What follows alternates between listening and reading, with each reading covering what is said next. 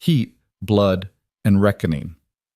In the scorching summer of 1882, a dying woman collapses on a stranger's porch with two children and a secret worth killing for. Rancher Gideon Hale thought silence could bury his past, until three desperate souls shattered it forever. One gunfight, one choice, one family that refused to die quietly. If you're ready for a story of survival, justice, and second chances under the unforgiving western sun, stay with me until the end. Hit that like button and comment your city below. I want to see how far this tale travels across the world. The heat came first, not the comfortable warmth of spring mornings or the slow burn of autumn afternoons, but the kind of heat that cracked earth and bent horizons, that turned the Wyoming grasslands into a shimmering sea of gold and dust. It was the third week of July, and the sun hammered down on Gideon Hale's ranch like divine punishment, relentless and unforgiving. Gideon stood on his porch, shirt plastered to his back, watching the horizon ripple with heat waves. 42 years old, lean as fence wire, with shoulders carved from years of hauling water and mending fence lines alone. His face told the story of a man who'd stopped expecting good things, creased at the corners, shadowed beneath the brim of his hat, mouth set in a permanent line that might once have known how to smile. He didn't smile anymore. The ranch sprawled across 200 acres of rolling grassland and rocky hills, bounded on three sides by stands of pine and a creek that was barely a trickle this time of year. Cattle grazed in whatever shade they could find. The barn needed paint. The corral fence sagged in two places. Gideon noticed these things the way a man notices his own scars. Familiar, accepted, no longer worth fixing. He lived alone. Had for 6 years. No hired hands, no neighbors close enough to matter, no woman to fill the silence that pooled in every corner of the cabin like standing water. Just Gideon, the cattle, and the wind that never quite stopped blowing across the high plains. He turned to go inside when he saw it, a shape on the road, dark against the pale dust, moving slowly. Gideon's hand dropped to the rifle leaning against the porch rail, fingers brushing the worn stock. Visitors were rare. Unexpected visitors were trouble. The shape resolved as it drew closer. Not a rider. People on foot. 3 of them. His jaw tightened. They staggered more than walked, weaving like drunkards across the rutted track that passed for a road.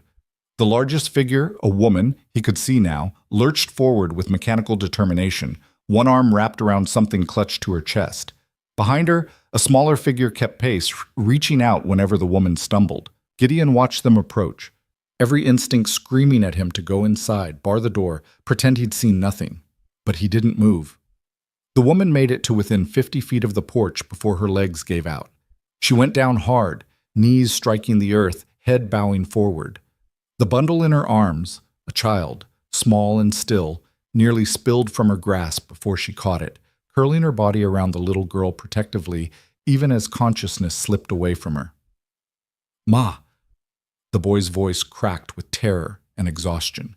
He dropped beside the woman, hands on her shoulders, shaking her. "Ma, get up. We're here. We made it. Ma!" Gideon moved without thinking, boots hitting the porch steps, crossing the yard in long strides. He took in details as he approached. The woman's clothes filthy and torn, her dark hair matted with dust and sweat, lips cracked and bleeding. The little girl in her arms couldn't have been more than 4 or 5, unconscious, her face flushed scarlet with fever.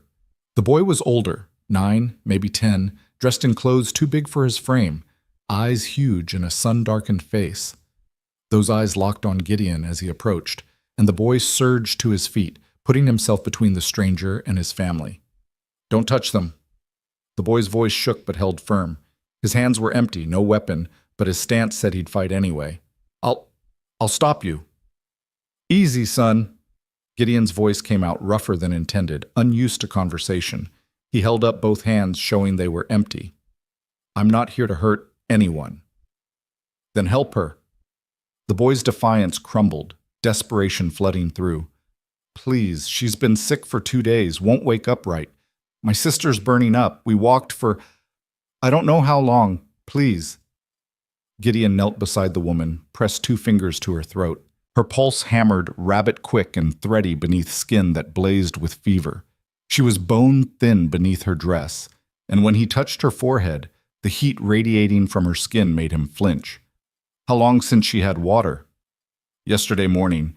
Creek we found was dried up. I gave the rest to Daisy. The boy's voice cracked. Is she gonna die? Gideon looked at the child, Daisy, still cradled in her mother's arms. The little girl's breathing came in shallow gasps, her skin flushed and dry. No sweat.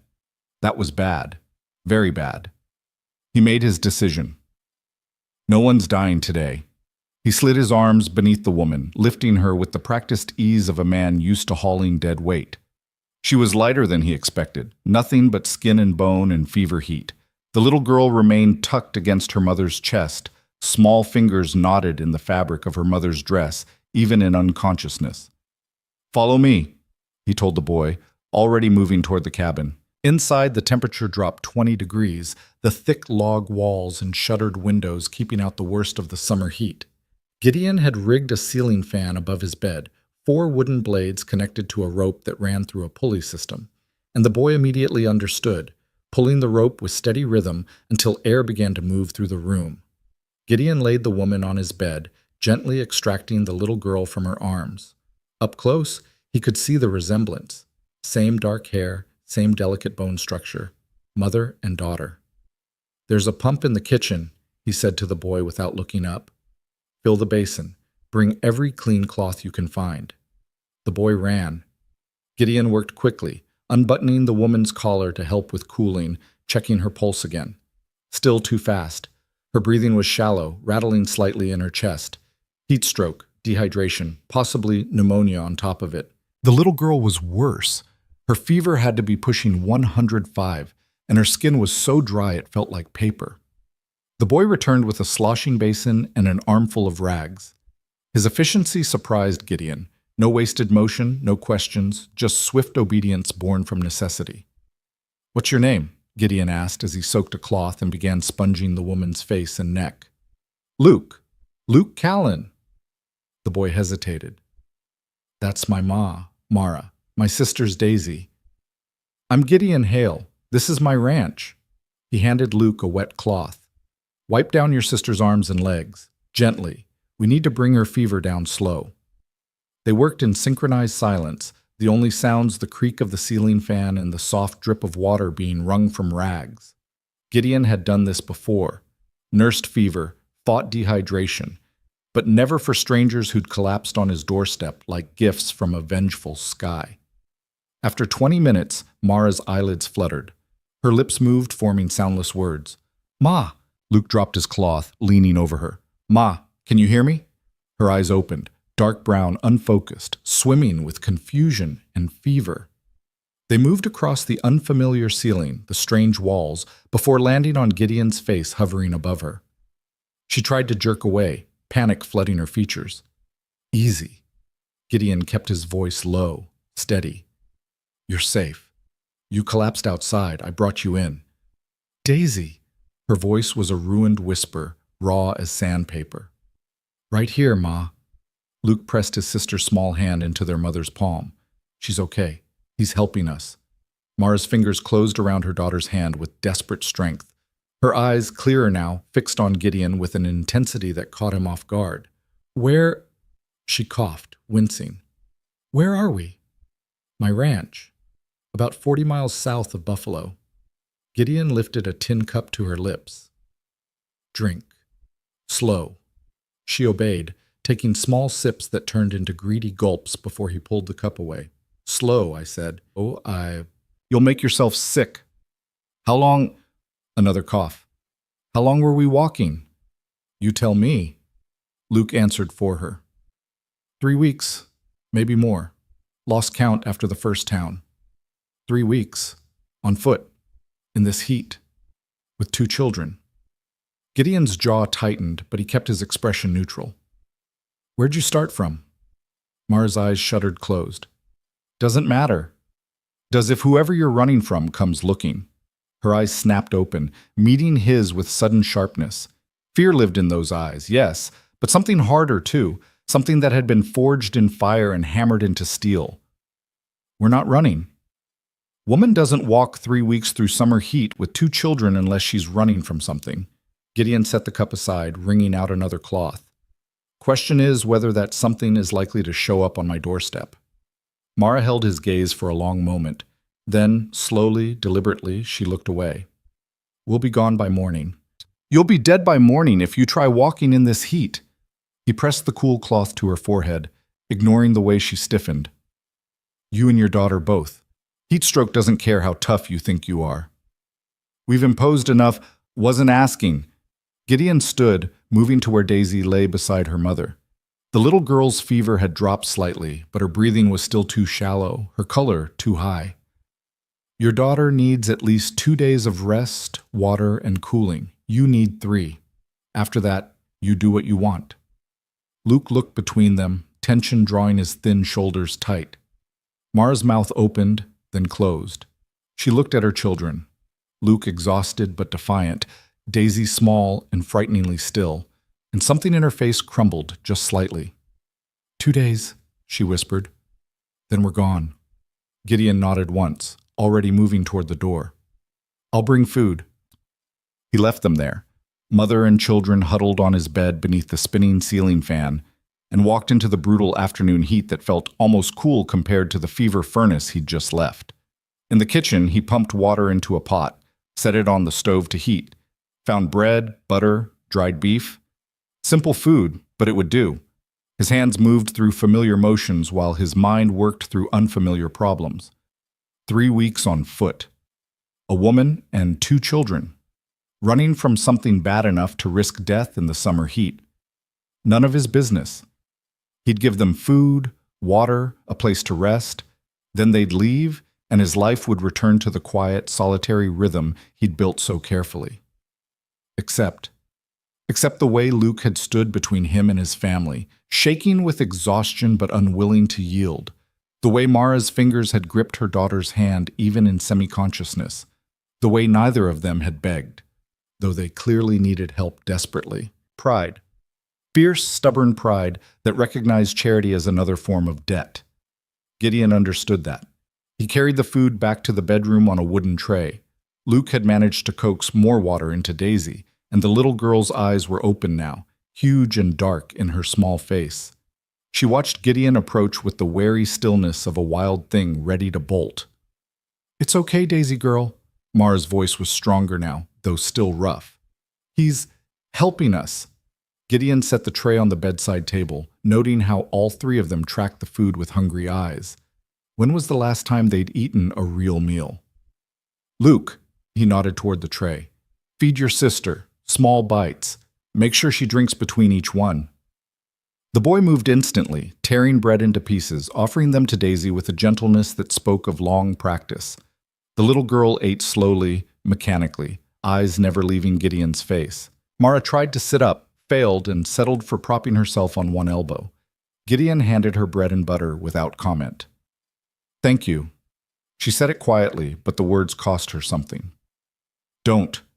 He moved back toward the door. I'm doing what anyone would do. No. Her eyes held his. You're not. The silence stretched between them, heavy with things unsaid. Gideon broke it first. There's a lean-to out back with a cot. I'll sleep there.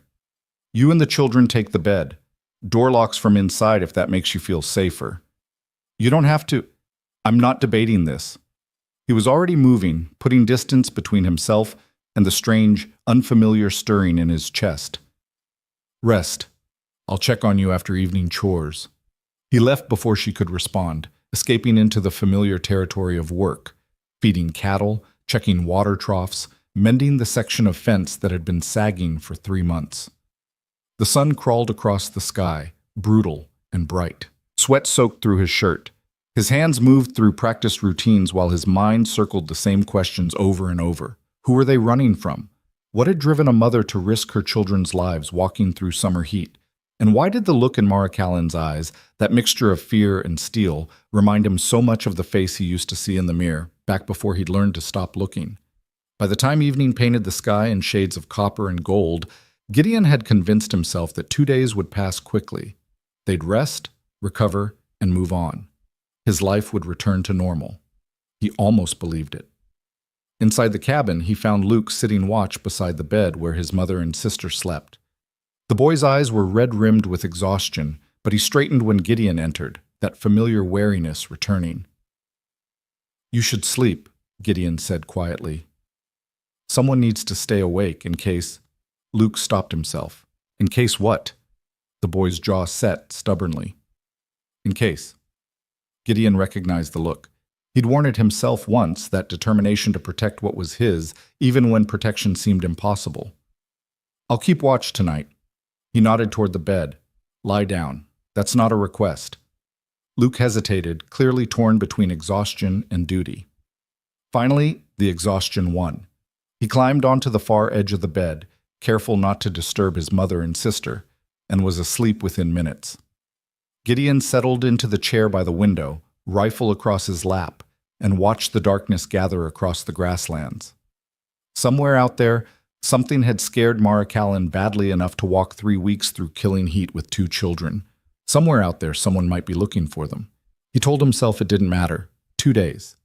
Then they'd be gone. But as the stars wheeled overhead and the prairie settled into its nighttime rhythms, Gideon couldn't shake the feeling that something had shifted. That the moment he'd lifted Mara Callan into his arms, he'd set into motion a chain of events that couldn't be stopped. The heat broke around midnight, a brief storm that brought more lightning than rain, illuminating the grasslands in stark white flashes. Gideon watched it from the window, counting seconds between thunder and lightning, marking how far away the storm traveled. Behind him, Daisy whimpered in her sleep. Immediately, Mara's voice rose in soft murmur, words too quiet to distinguish, but the tone unmistakable. Comfort, love, protection. The little girl settled, and silence reclaimed the room. Gideon's hands tightened on the rifle. 2 days, he reminded himself. Just 2 days. Dawn came pale and hot, the brief storm having done nothing to break the summer's grip. Gideon woke in the chair, neck stiff, rifle still balanced across his knees. The bed was empty. He was on his feet instantly, hand on the rifle, before he heard the voices from the kitchen. "Can't stay here, Luke. We already put him in danger just by being here." "But Ma, you're still sick. Daisy's still sick. We don't have a choice." Gideon appeared in the doorway, and both of them fell silent. Mara stood by the stove, one hand braced against the counter for support, her face pale but determined. Luke sat at the table, looking more child than soldier, in the morning light, worry carved into every line of his young face. Daisy sat on the floor near the stove, playing with wooden spoons, humming tunelessly to herself. Her fever had broken completely. Color returned to normal, though she was still far too thin. "Coffee's on," Mara said quietly, not quite meeting his eyes. "I hope you don't mind. I thought you should be in bed. I've imposed enough." "That's not what I asked." She looked up then, meeting his gaze directly. In the daylight, he could see her more clearly, mid-30s, pretty in a worn-down way, with good bones and eyes that had seen too much. The kind of woman who'd been beautiful before life had sanded it down to something harder and more durable. "I'm well enough to travel," she said firmly. "No, you're not." "Mr. Hale." "Gideon." She stopped, momentarily thrown. "Gideon, you've been more than kind, but we can't stay. It's not safe." "For who?" Her jaw tightened. "For you." Luke looked between them, tension drawing him upright in his chair. Daisy, oblivious, continued her tuneless humming. Gideon poured himself coffee, black and bitter, buying time to choose his words. "Let me tell you what I see," he said finally. "I see a woman who can barely stand, 2 children who need rest and regular food, and I see someone scared enough to risk killing all 3 of you rather than accept help. You don't understand? Then explain it to me." Mara's hands trembled slightly around her own coffee cup. She set it down carefully, as if afraid it might shatter. "There's a man," she said quietly, "Silas Crow. He's powerful, rich, connected, and he's looking for us." "Why?" She was silent for a long moment, then, "Because my husband stole from him before he died, and Crow thinks I know where the money is hidden." "Do you?" No. The word was flat, final. But he won't believe that. He'll do whatever it takes to make me tell him something I don't know. Gideon studied her face, reading truth in the lines around her eyes and the set of her mouth. Your husband, how'd he die? They said it was an accident. Mara's voice went hollow. Fall from a horse, broke his neck, except Thomas was the best rider in 3 counties, and that horse was gentle as a lamb. Murder. She didn't flinch from the word. Yes. And this Crow? He's the kind of man who'd kill a woman and 2 children to protect his secrets? He's the kind of man who'd enjoy it. The words hung in the air, simple and terrible. Luke's hands had curled into fists on the table. Daisy's humming had stopped, though she still played with the spoons, her attention seemingly focused on her game. But Gideon caught the tension in her small shoulders, the way she didn't look up. The child had learned to make herself small and quiet when adults talked about dangerous things. Gideon set his coffee cup down with deliberate care. 2 days, he said. That was the deal. 2 days for you to rest and recover. After that, you do what you need to do. But those 2 days are mine to give, and I'm giving them. Understood? Mara's eyes searched his face. Why? Because 6 years ago, someone gave me a choice when I didn't deserve one. He stood, moving toward the door. And because no child should have to walk through summer heat until they collapse. He left before she could respond, escaping into the morning heat and the familiar rhythm of chores. But as he worked, his mind kept circling back to the same thought. Silas Crow, a man powerful enough to murder and walk away clean. Rich enough to hire hunters, connected enough that running might never be far enough. And now Gideon had put himself between that man and his prey. Fool, he told himself. Damned fool. But when he walked back to the cabin for midday meal and saw Luke helping his mother to the table, saw Daisy's shy smile when Gideon nodded at her, he couldn't quite regret it. Not yet. The afternoon stretched hot and still. Mara slept, exhaustion and lingering fever claiming her despite her protests. Luke helped with chores, working alongside Gideon with the focused intensity of a boy trying to prove his worth. Daisy stayed in the cabin, 2 weeks still for the heat, her small voice drifting through the windows as she sang to herself. As the sun began its descent toward the horizon, painting the grasslands in shades of amber and gold, Gideon stood on his porch and watched the road. Empty still. But somewhere out there, Silas Crow was looking for a woman and 2 children who'd disappeared into the summer heat, and every day they stayed here, every day their trail grew colder, was a day closer to being found. 2 days, Gideon had said. He was beginning to suspect that might be 2 days too long. Inside, Mara woke to the smell of food cooking. She found Gideon at the stove, Luke setting the table with careful precision, Daisy watching from a chair with solemn eyes. You cook, Mara observed, surprise coloring her voice. Man lives alone long enough. He learns, or he starves. Gideon didn't turn from the stove. Hope you like stew. They ate together as the evening light faded, 4 people who'd been strangers that morning sharing a meal in comfortable silence. Luke devoured 3 bowls. Daisy managed 1 before falling asleep with her head on the table. Mara ate slowly, methodically, rebuilding strength bite by bite. Tell me about Crow, Egg, Gideon said when the meal was finished and the children were in bed. Everything. Mara looked up from the coffee he'd poured her, wariness returning to her eyes. Why? Because if he's coming, I'd rather know what I'm facing. You're not facing anything. We'll be gone. Tell me anyway. She studied him for a long moment, then sighed. Silas Crow owns half of Montana. Mines, cattle, timber. If it makes money, he's got his fingers in it. But that's not how he got rich. How'd he do it? By taking what wasn't his. By buying off judges and sheriffs and anyone else who might ask inconvenient questions. By making sure anyone who stood against him disappeared. Her hands wrapped around the coffee cup, seeking warmth despite the summer heat. My husband worked for him once, kept his books, managed his accounts. Thomas was good with numbers, saw patterns other people missed. He found something. Proof. Years of it. Fraudulent deeds, forged documents, murdered rivals. Thomas spent 6 months copying everything, building a case that could take Crow down. Her voice went flat. Then someone told Crow what he was doing. Your husband ran. With everything he'd found, every scrap of evidence that could put Crow in prison for the rest of his life. He hid it somewhere safe, then came for us. She paused. We made it 3 days before they caught up. Gideon waited, silent. They killed Thomas right in front of us. Made it look like an accident, but she stopped, swallowed hard. Luke saw.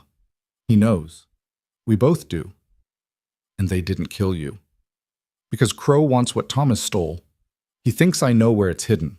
Thinks he can make me tell. Her eyes rose to meet his. He's wrong. Thomas never told me. Said it was safer that way. If I didn't know, I couldn't tell, even if... She didn't finish. Didn't need to. So you ran.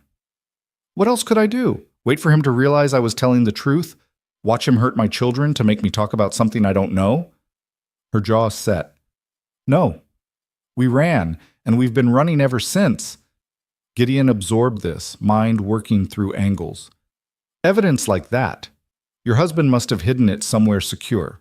Bank vault, lawyer's office. Mara shook her head. Thomas didn't trust banks, didn't trust lawyers. He buried it.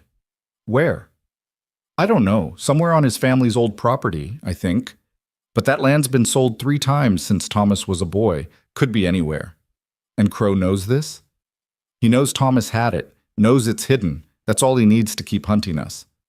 She set the cup down with trembling hands. That's why we have to go, why we can't stay. Because when he finds us, and he will find us eventually, anyone nearby becomes a target. Maybe. She looked up sharply. There's no maybe about it. You don't know what he's capable of. I know men like him. Gideon's voice was quiet, but something in it made her stop. Rich men who think money makes them untouchable. Powerful men who've never been told no. I've known them, worked for them, fought them. Then you understand why I understand that running won't save you. He stood, moved to the window, looking out at the darkening grasslands. Man like Crow? He's got resources. Money to hire trackers, sheriffs in his pocket, connections across 3 territories. You can run for years, and he'll still find you. The only thing that stops men like that is hitting them harder than they expect. With what? Hope and good intentions? Bitterness edged her words. I'm a widow with 2 children and no money. He has an empire. There's no fight here. There's only survival. Gideon turned, met her eyes across the dim room. Your husband built a case against him. Evidence that could put him away. That's a weapon. A weapon I don't have, can't use, don't even know where to find. But Crow doesn't know that. Far as he knows, you could walk into any sheriff's office tomorrow and hand over everything Thomas gathered. Except every sheriff between here and Montana is either bought or scared. There's nowhere to go that Crow's money hasn't reached first. Maybe, Gideon's mouth quirked, not quite a smile. But there are still federal marshals, men who can't be bought because they've got nothing Crow can take away. Mara stared at him. You're talking about fighting back. I'm talking about not dying quiet. The words hung between them, heavy with implication. Outside, cicadas sang their twilight chorus. Inside, 2 children slept, temporarily safe, temporarily at peace. Mara's hands trembled against the table. If I fight him, he'll kill me. Kill my children. If you run, he'll catch you eventually. And when he does, what then? She had no answer for that. Gideon returned to the table, sat across from her. I'm not saying it's not dangerous. I'm saying you're already in danger, and running just delays the inevitable. But if you stand and fight, if you find that evidence and get it to someone who can use it, you might actually survive this. Might, she echoed hollowly. That's not much to stake our lives on. It's more than you had yesterday. She looked at him, really looked at him, seeing past the weathered face and quiet manner to something harder beneath. A man who'd made difficult choices and lived with the consequences. A man who understood that sometimes survival meant standing when every instinct screamed to run. Why do you care? She asked softly. We're nothing to you, strangers who collapsed on your doorstep. You could send us away tomorrow and go back to your quiet life, and no one would blame you. Gideon was silent for a long moment. When he spoke, his voice was quiet, almost distant. 6 years ago, I did something that got good people killed, trusted the wrong man, made the wrong call, and by the time I realized my mistake, it was too late. His hands rested flat on the table, palms down. I came here to hide from that. Built a life where I'd never have to make another choice that mattered, where I'd never risk anyone but myself. He looked up, met her eyes. But you're here now. And those children sleeping in my bed, they didn't choose this any more than I chose what happened 6 years ago. Difference is, they still have a chance. And I'll be damned if I let them lose it, because I was too much a coward to help.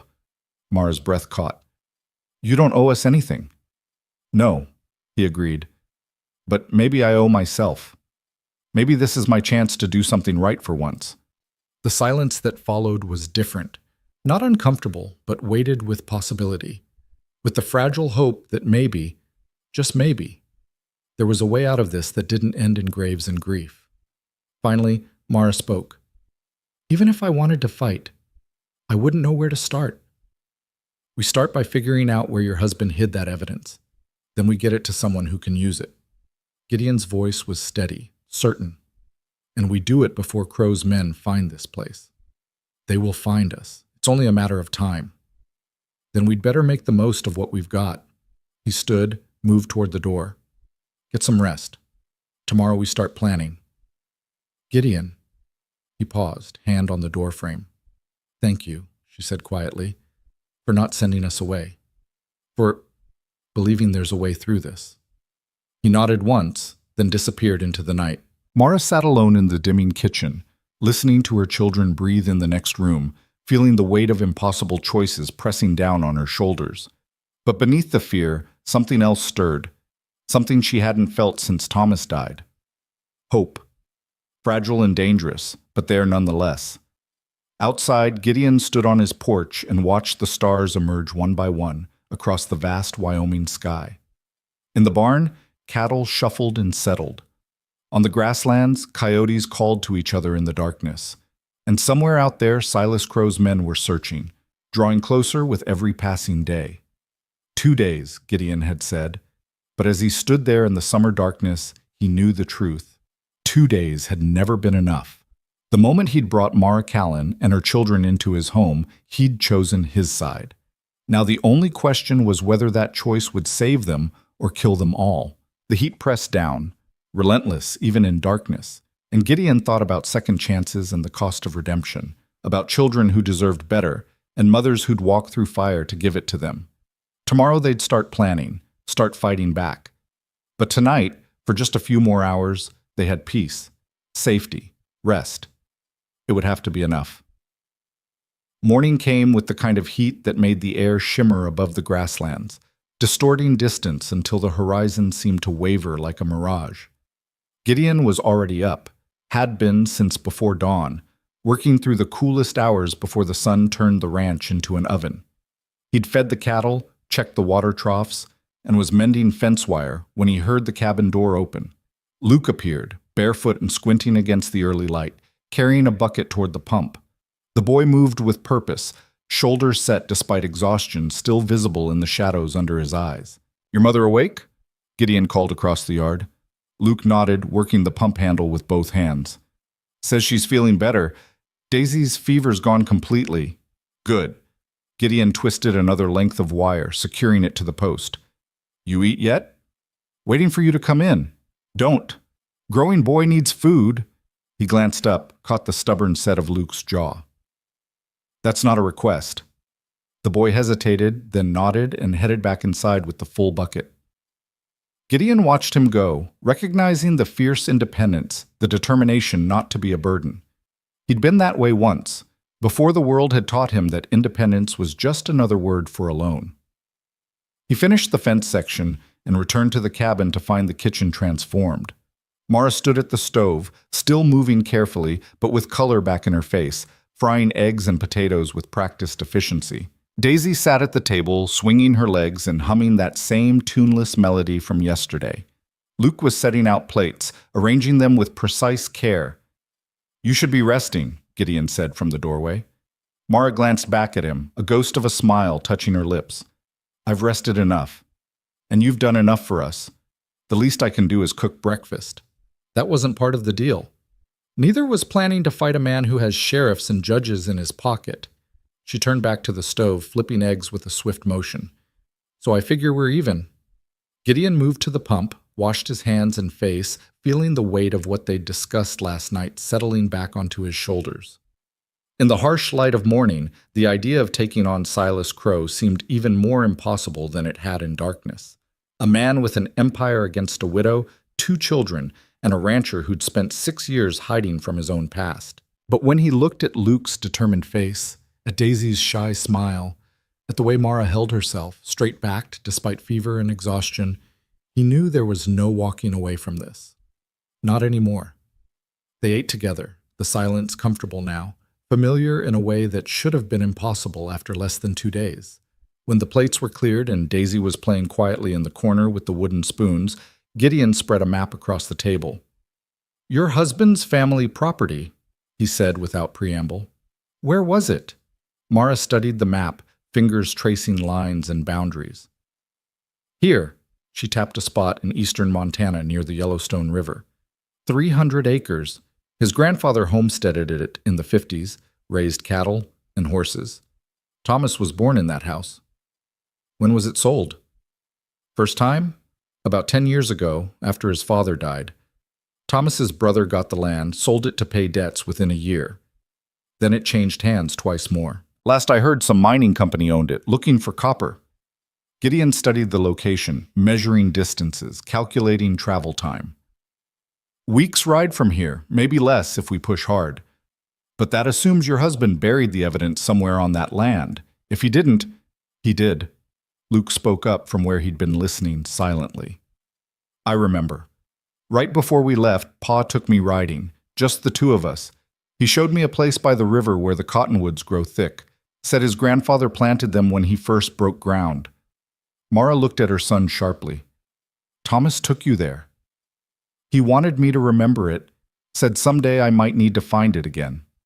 Luke's voice was steady, but his hands trembled slightly. He made me describe it back to him 3 times. The bend in the river, the lightning-struck tree, the old foundation stones from the original cabin. Did he tell you why? Gideon asked. Not exactly, but he gave me something.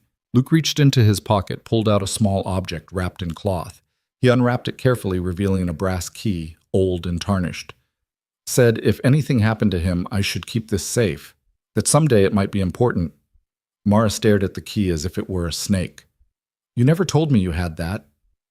Pa said not to tell anyone, not even you. Luke looked apologetic but firm. He said it was safer if only I knew. Gideon took the key, turning it over in his palm. It was old, heavy, the kind used for strong boxes or document chests. There's a lockbox buried on that property somewhere. Your father showed Luke where. And Crow doesn't know about it. Mara's voice carried equal parts hope and fear. If we could get there first, big if. Gideon set the key on the table between them. Weeks ride minimum, through territory Crow probably has people watching. Even if we make it, there's no guarantee we can find one buried box on 300 acres. And even if we find it, we'd need to get the evidence to federal marshals without getting killed in the process. So we're back to running. Mara's shoulders sagged slightly. No. Luke's voice cut through the defeat. No more running. Pa died trying to stop Crow. Died so we could have that evidence. I'm not letting it stay buried because we're scared. Luke. Mara reached for her son. Ma, I saw what they did to Pa. I saw it. His young voice cracked, but held. And I've seen you walk until you could barely stand, seen Daisy get so sick she couldn't even cry. We can't keep doing this. We can't keep running until we drop dead somewhere, and Crow wins anyway. Silence filled the kitchen. Daisy had stopped playing, her small face solemn and watchful. Mara's eyes shone with unshed tears, but she didn't look away from her son.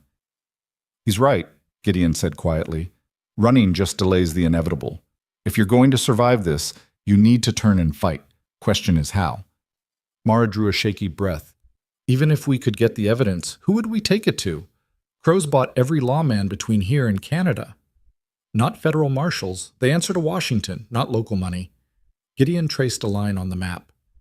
There's a marshal's office in Cheyenne. Man named Frank Brennan runs it. I knew him years back, honest as they come, stubborn as bedrock. If anyone would take on a case against Crow, it'd be him. And you trust him? Gideon paused, then nodded slowly. With my life, which is what we'd be doing if we go this route. Luke leaned forward. So we go to Montana, find the box, bring it back to Cheyenne. Simple. Nothing about this is simple. But despite the words, Gideon was already planning routes, calculating risks. We'd need to move fast, stay off main roads, avoid towns where Crow might have eyes.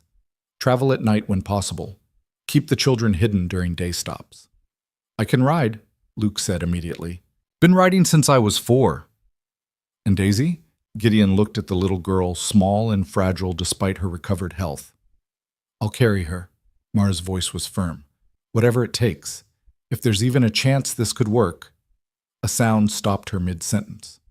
Hoofbeats. Multiple riders, approaching fast. Gideon was moving before conscious thought, grabbing his rifle from beside the door, moving to the window. Get the children in the root cellar. Now! Mara didn't argue, just scooped Daisy up and grabbed Luke's arm, moving toward the trapdoor in the floor of the pantry. Luke started to protest, but his mother's look silenced him. Within seconds, they disappeared below, the door settling back into place with barely a whisper. Gideon watched through the window as 3 riders came into view, slowing as they approached the ranch. Not law. Their clothes were too fine, their horses too expensive for county deputies. They wore dust like they'd been riding hard, but their gun belts were oiled leather, their weapons well-maintained. Professional men. The kind who got paid to ask questions and make sure they got answers. The lead rider was tall, angular, with a face like carved granite and eyes that missed nothing.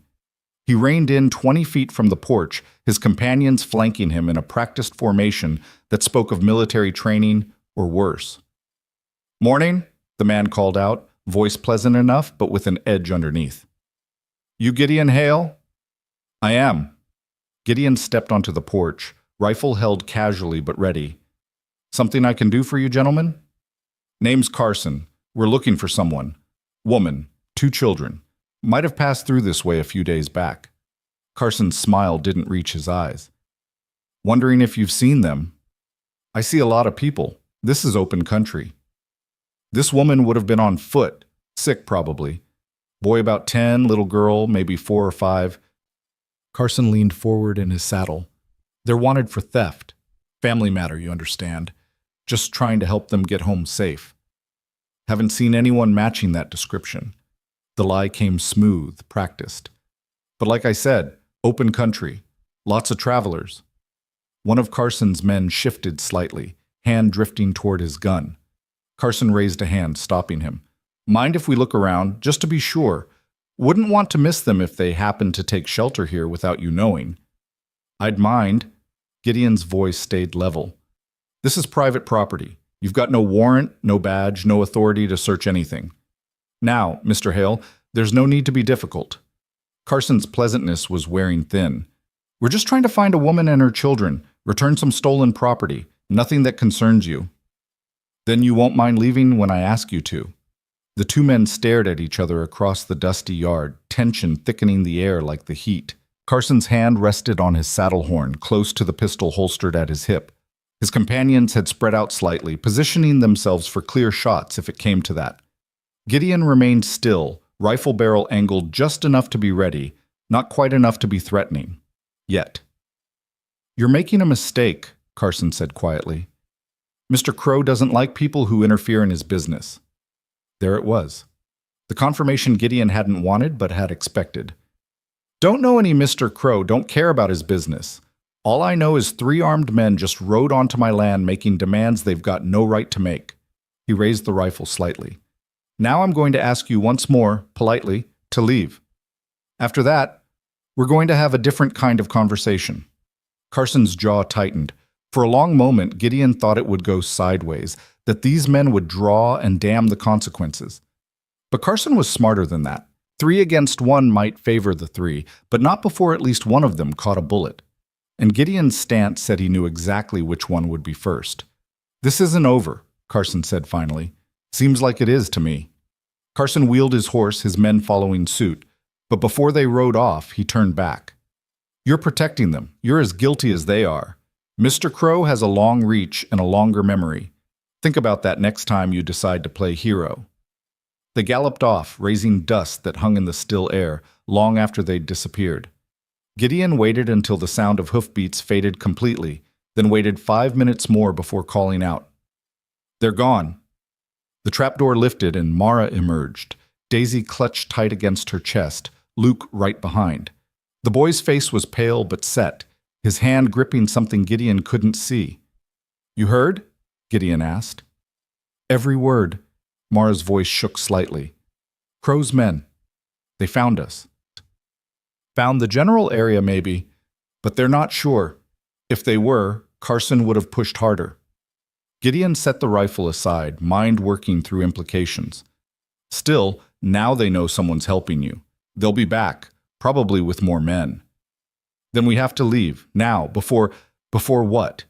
You walk back out into that heat with your children, get maybe 10 miles before they spot you. Gideon shook his head. That's not a plan. That's suicide. Staying here is suicide for you. Mara set Daisy down gently. You heard what he said. Crow will come after you now, too. Let him. The words surprised Gideon even as he said them. I've spent 6 years hiding from choices I made. Maybe it's time I stopped. Luke had moved to the window, watching the road with the intensity of a sentry. They'll come back tonight, or tomorrow, with more men. Probably, Gideon agreed. Then we don't have a week to get to Montana. We have hours. The boy turned, and Gideon saw something fierce burning in his young eyes. We leave now. Travel hard. Stay ahead of them. It's our only chance. Mara looked between her son and Gideon, fear and determination warring on her face. It's too dangerous. With the children, Ma. Luke's voice was gentle but firm. It's already dangerous. Staying or going, we're in danger. But if we go, if we get that evidence, maybe we can end this. Maybe we can stop running forever. Daisy, silent until now, spoke up in her small voice.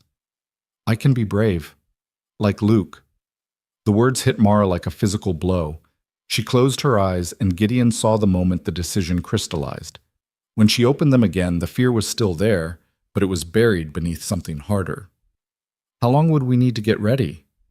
Hour, maybe 2. Gideon was already calculating supplies, routes, necessities. I've got horses enough for all of us, provisions for a week if we're careful. We travel light, move fast, stick to back trails. And when Crow's men catch up, we make sure they don't. He met her eyes steadily. I won't lie to you, Mara. This is dangerous. Maybe the most dangerous thing any of us will ever do. But your son's right. It's the only way this ends that doesn't involve graves. She nodded slowly. Then we do it.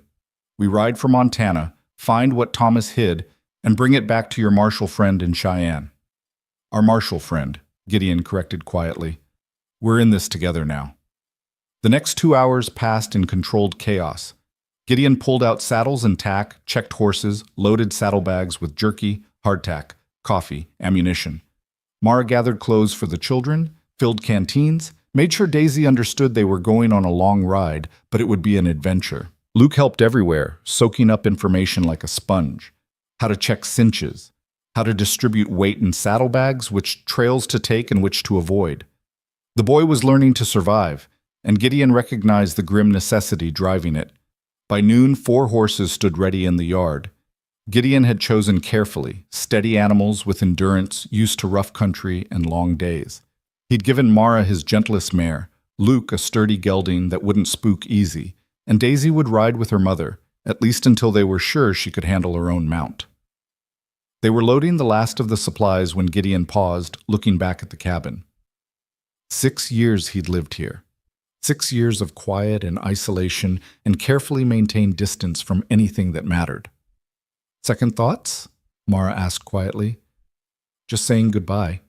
He turned away from the cabin toward the waiting horses. Place was never really home anyway, just somewhere to hide. And now? Now I'm done hiding. They mounted up as the sun reached its peak, heat shimmering off the grasslands in waves. Gideon took the lead, Mara and Daisy behind him, Luke bringing up the rear like a small but determined rear guard. They headed northeast, away from the main roads, following trails that deer and cattle used, paths that wouldn't show up on any map.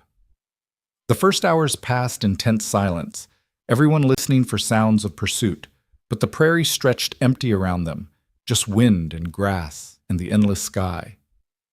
Daisy dozed against her mother's chest. Luke rode with the straight-back determination of someone refusing to show weakness. As evening approached, Gideon led them into a stand of cottonwoods near a creek bed.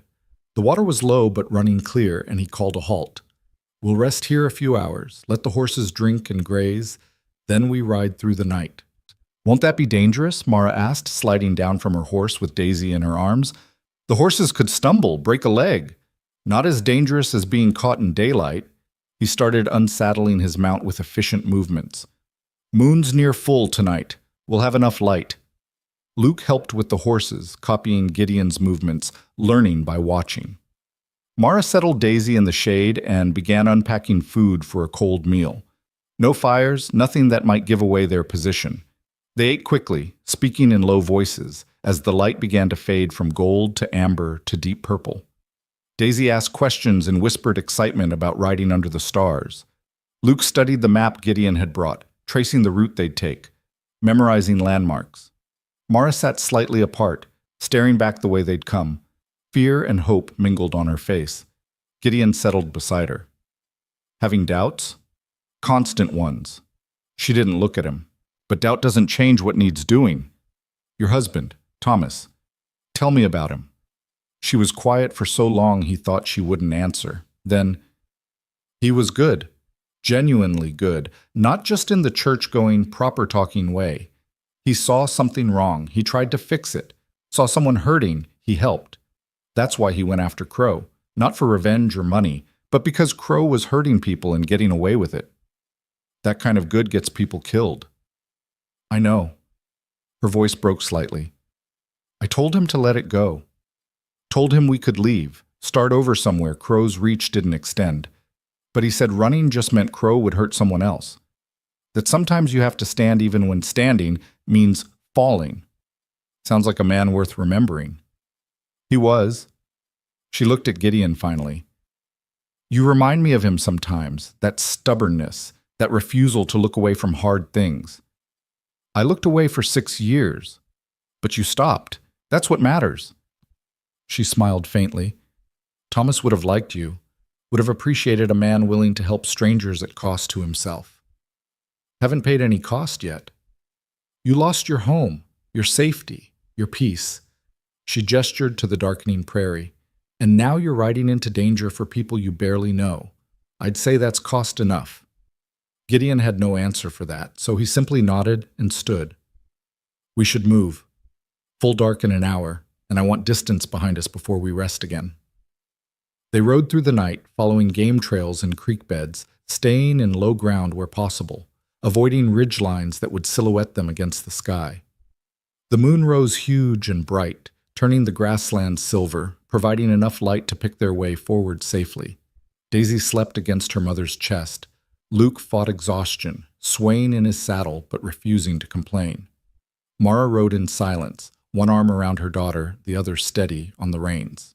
And Gideon led them deeper into territory he hadn't traveled in years, toward a confrontation he couldn't predict, carrying the fragile hope that maybe, just maybe, doing the right thing wouldn't end in blood and grief this time. By dawn, they'd covered 30 miles, and Gideon called another halt in a hollow, surrounded by scrub pine. They made cold camp again, taking turns sleeping while someone kept watch. The horses grazed on tough prairie grass, and the wind whispered through the pines like secrets. Luke took first watch, insisting despite his exhaustion. Gideon didn't argue. The boy needed to feel useful, needed to contribute. So he settled against a tree trunk and watched the kid scan the horizon with fierce attention, rifle held ready, young face set in determined lines. "You were a soldier," Luke said after a while. "What makes you say that?" "The way you move, the way you check your weapons. My pa had a friend who'd been in the war. He moved the same way. Like he was always ready for things to go wrong." Gideon was quiet for a moment. "Yeah, I was a soldier, long time ago." "Is that how you learned to fight? Learn to survive?" Not quite the same thing. He closed his eyes, not sleeping, but resting. Fighting's easy, surviving the fight, and what comes after, that's the hard part. Luke absorbed this. Are we going to survive this? Planning on it, but you don't know for sure. No, Gideon admitted. I don't, but I know running blind didn't work, and hiding didn't work, so fighting's the last option. Sometimes that's all you get, one last option and the will to see it through. I'm scared, Luke whispered. Good. Scared keeps you sharp. It's when you stop being scared that you get careless. Gideon opened his eyes, looked at the boy. But don't let fear make your choices. Your pa didn't. He was probably terrified every day after he stole that evidence, knowing Crow would come for him. But he did it anyway because it was right. And he died. Yeah, he did. Gideon didn't soften it. But he died standing for something.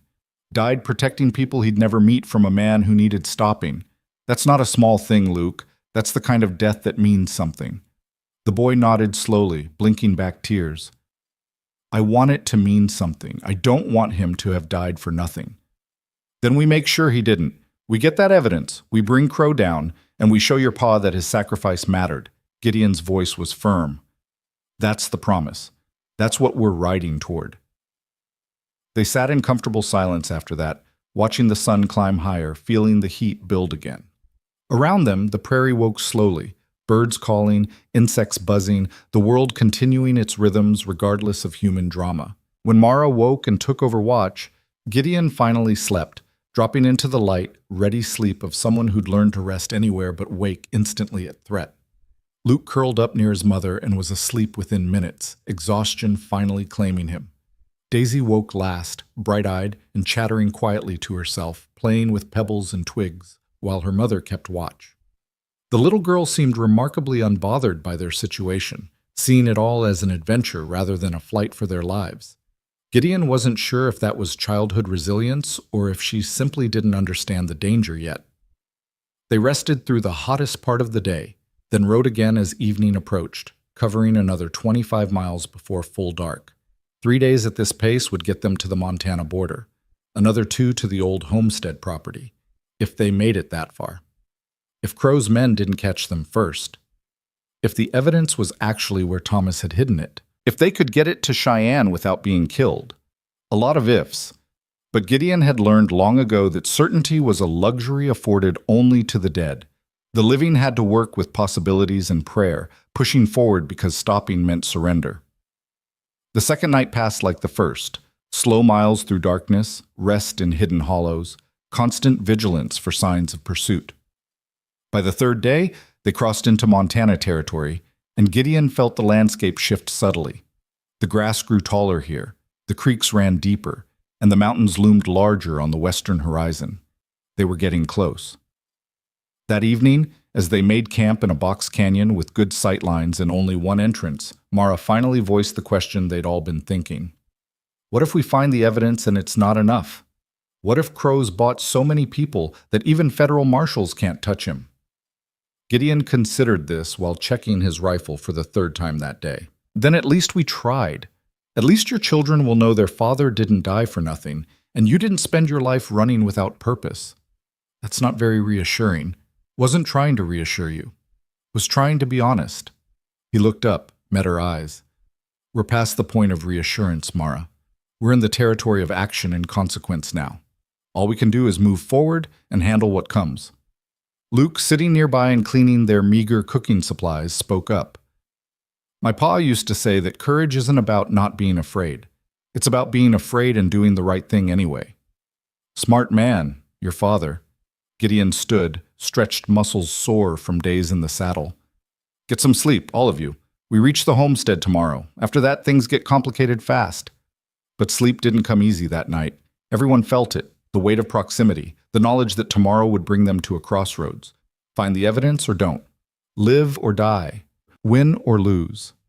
Daisy whimpered in her sleep, and Mara held her close, humming that same tuneless melody until the little girl settled. Luke lay awake staring at the stars, clearly thinking about his father, about buried secrets and the cost of justice. And Gideon sat watch, rifle across his knees, thinking about choices and consequences, About the 6 years he'd wasted hiding and the days ahead that would determine whether redemption was possible or just another word for dying with purpose. The wind shifted, bringing the scent of pine and distant rain. Somewhere out there, Silas Crow's men were searching, drawing closer with every passing hour. And somewhere ahead, buried in earth that had changed hands 3 times, lay evidence that might save them all or get them killed trying. Tomorrow, they'd find out which. Dawn broke cold and gray over the Montana grasslands, the kind of morning that promised heat later but started with a chill that sank into bones and wouldn't shake loose. Gideon woke to find Luke already up, standing at the canyon entrance with the brass key clutched in his hand, staring east toward land that had once belonged to his grandfather. "Couldn't sleep?" Gideon asked quietly, not wanting to wake Mara and Daisy. Luke shook his head. "Kept thinking about Pa, about the last time I saw him alive." His voice was steady, but his knuckles were white around the key. "He told me to be strong, to take care of Ma and Daisy no matter what. I didn't understand then that he was saying goodbye." Gideon settled beside the boy, looking out at the landscape that was slowly revealing itself in the growing light. "You've done what he asked, kept them safe, kept moving, didn't give up even when giving up would have been easier. But I didn't stop them from killing him. You were 9 years old, Luke. There was nothing you could have done. I could have warned him, could have—" The boy's voice broke. "I saw one of Crow's men watching our house 2 days before it happened. Saw him, and didn't say anything because I thought I was imagining things. If I'd told Pa, maybe he would have run sooner, maybe Crow's men would have killed all of you instead of just your father." Gideon's voice was firm, but not unkind. "Maybe they would have tortured your mother to find what they wanted. Maybe a lot of things. But blaming yourself for not preventing something you had no power to stop, that's a weight you don't need to carry." Luke looked up at him, eyes red-rimmed. "How do you know?" "Because I carried it for 6 years, still carry it some days." Gideon stood, offering his hand to pull the boy up. "But I'm learning that the only way forward is to do what's right now, in this moment, instead of dying slow from what went wrong before." They stood together in the gray light, man and boy, both carrying grief too heavy for their frames, both refusing to let it break them. Behind them, Mara stirred and Daisy's small voice rose in a sleepy question. The day was beginning whether they were ready or not. By the time full light painted the grasslands gold, they'd broken camp and were riding east. Luke led now, following memories that were 3 years old but apparently clear as yesterday. He pointed out landmarks as they appeared. A distinctive rock formation, a creek that bent back on itself twice, a stand of cottonwoods that his grandfather had planted in a perfect line like soldiers. "It's changed," Luke said as they crested a ridge and looked down at what had been the Callan homestead. "There's new buildings, and the old house is gone." Gideon studied the valley below. Where there had once been a simple ranch, there was now a mining operation. Rough buildings, equipment, men moving with purpose between structures. Smoke rose from what looked like an assay office. Horses were corralled near a large barn. At least a dozen men worked the site, maybe more. "Mining company," Mara said quietly. "That's who bought it last. They must be working the land for copper. Makes our job harder." Gideon counted men, assessed weapons. Most of the workers looked like honest laborers, but he spotted at least 3 who carried themselves different. Gun belts worn low, eyes that scanned instead of focusing on work. Guards or hired guns. Can't just ride in and start digging without drawing attention. Luke pointed to the river visible beyond the mining camp. "The cottonwoods Pa showed me are that way, past the buildings, down by the water.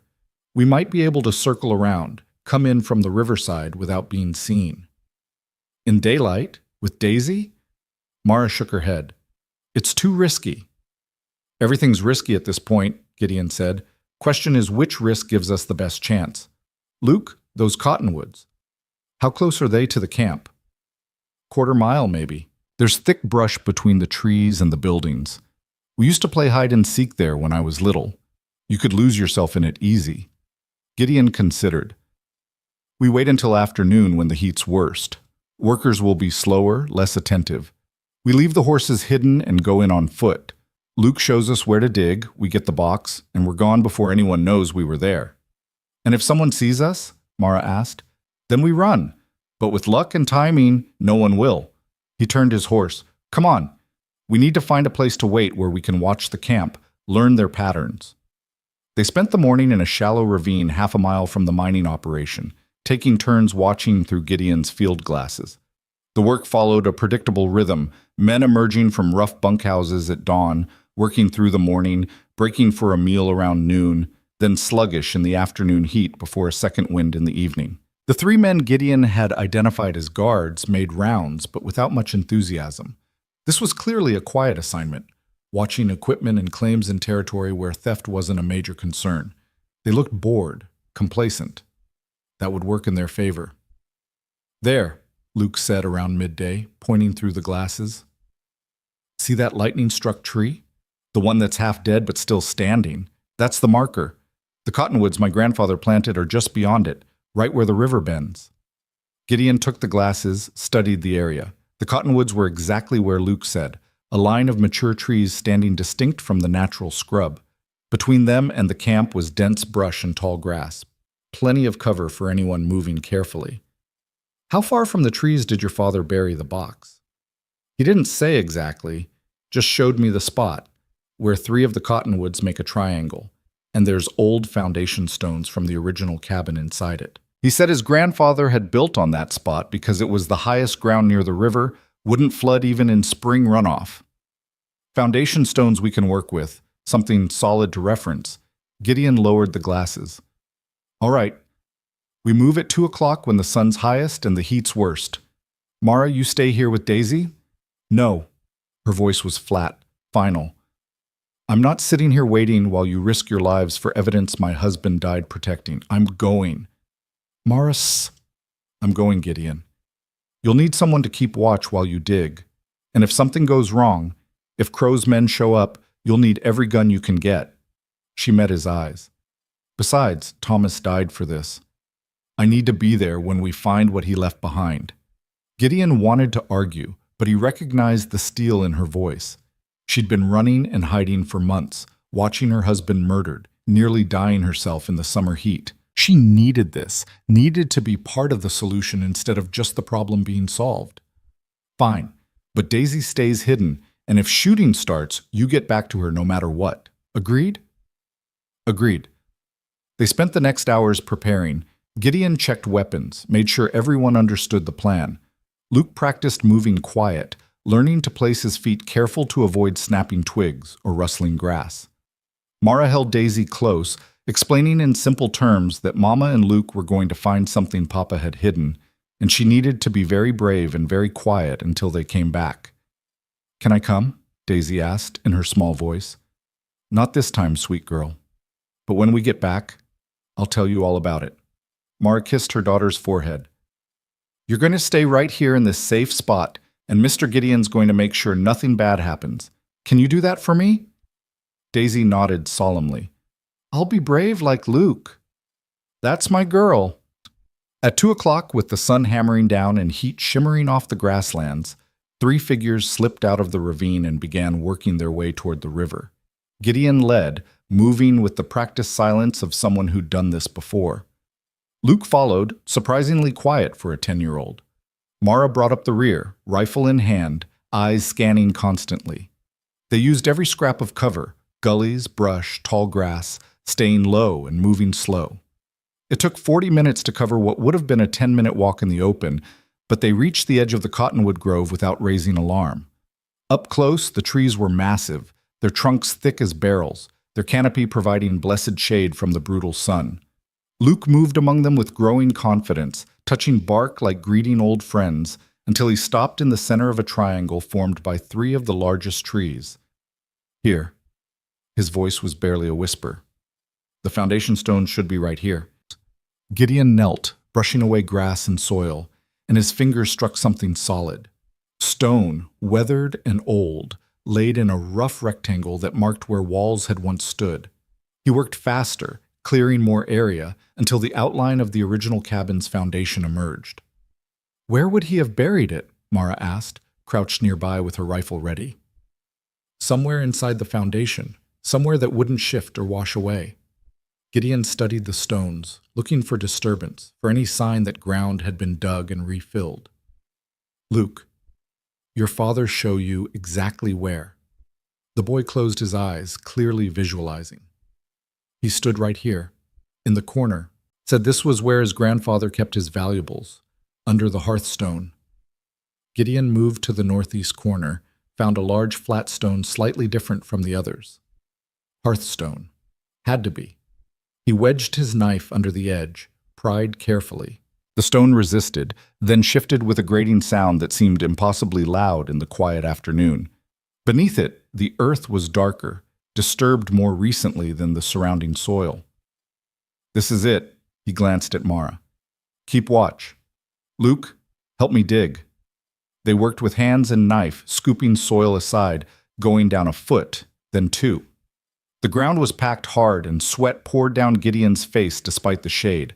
Luke dug with fierce determination, his small hands moving as fast as Gideon's larger ones. 3 feet down, Luke's fingers struck metal. I found it! The boy's whisper was electric with excitement. I found Pa's box! Together they cleared the soil away, revealing a metal strongbox about the size of a bread loaf, its surface rusted but intact. A heavy lock secured the lid, the lock that matched the brass key Luke had carried for 3 years. Luke pulled out the key with shaking hands, fitted it to the lock. For a heart-stopping moment, Gideon thought it wouldn't turn, that rust or time had frozen the mechanism. Then it clicked, and the lock popped open. Inside the box, wrapped in oilcloth to protect against moisture, were documents, dozens of them.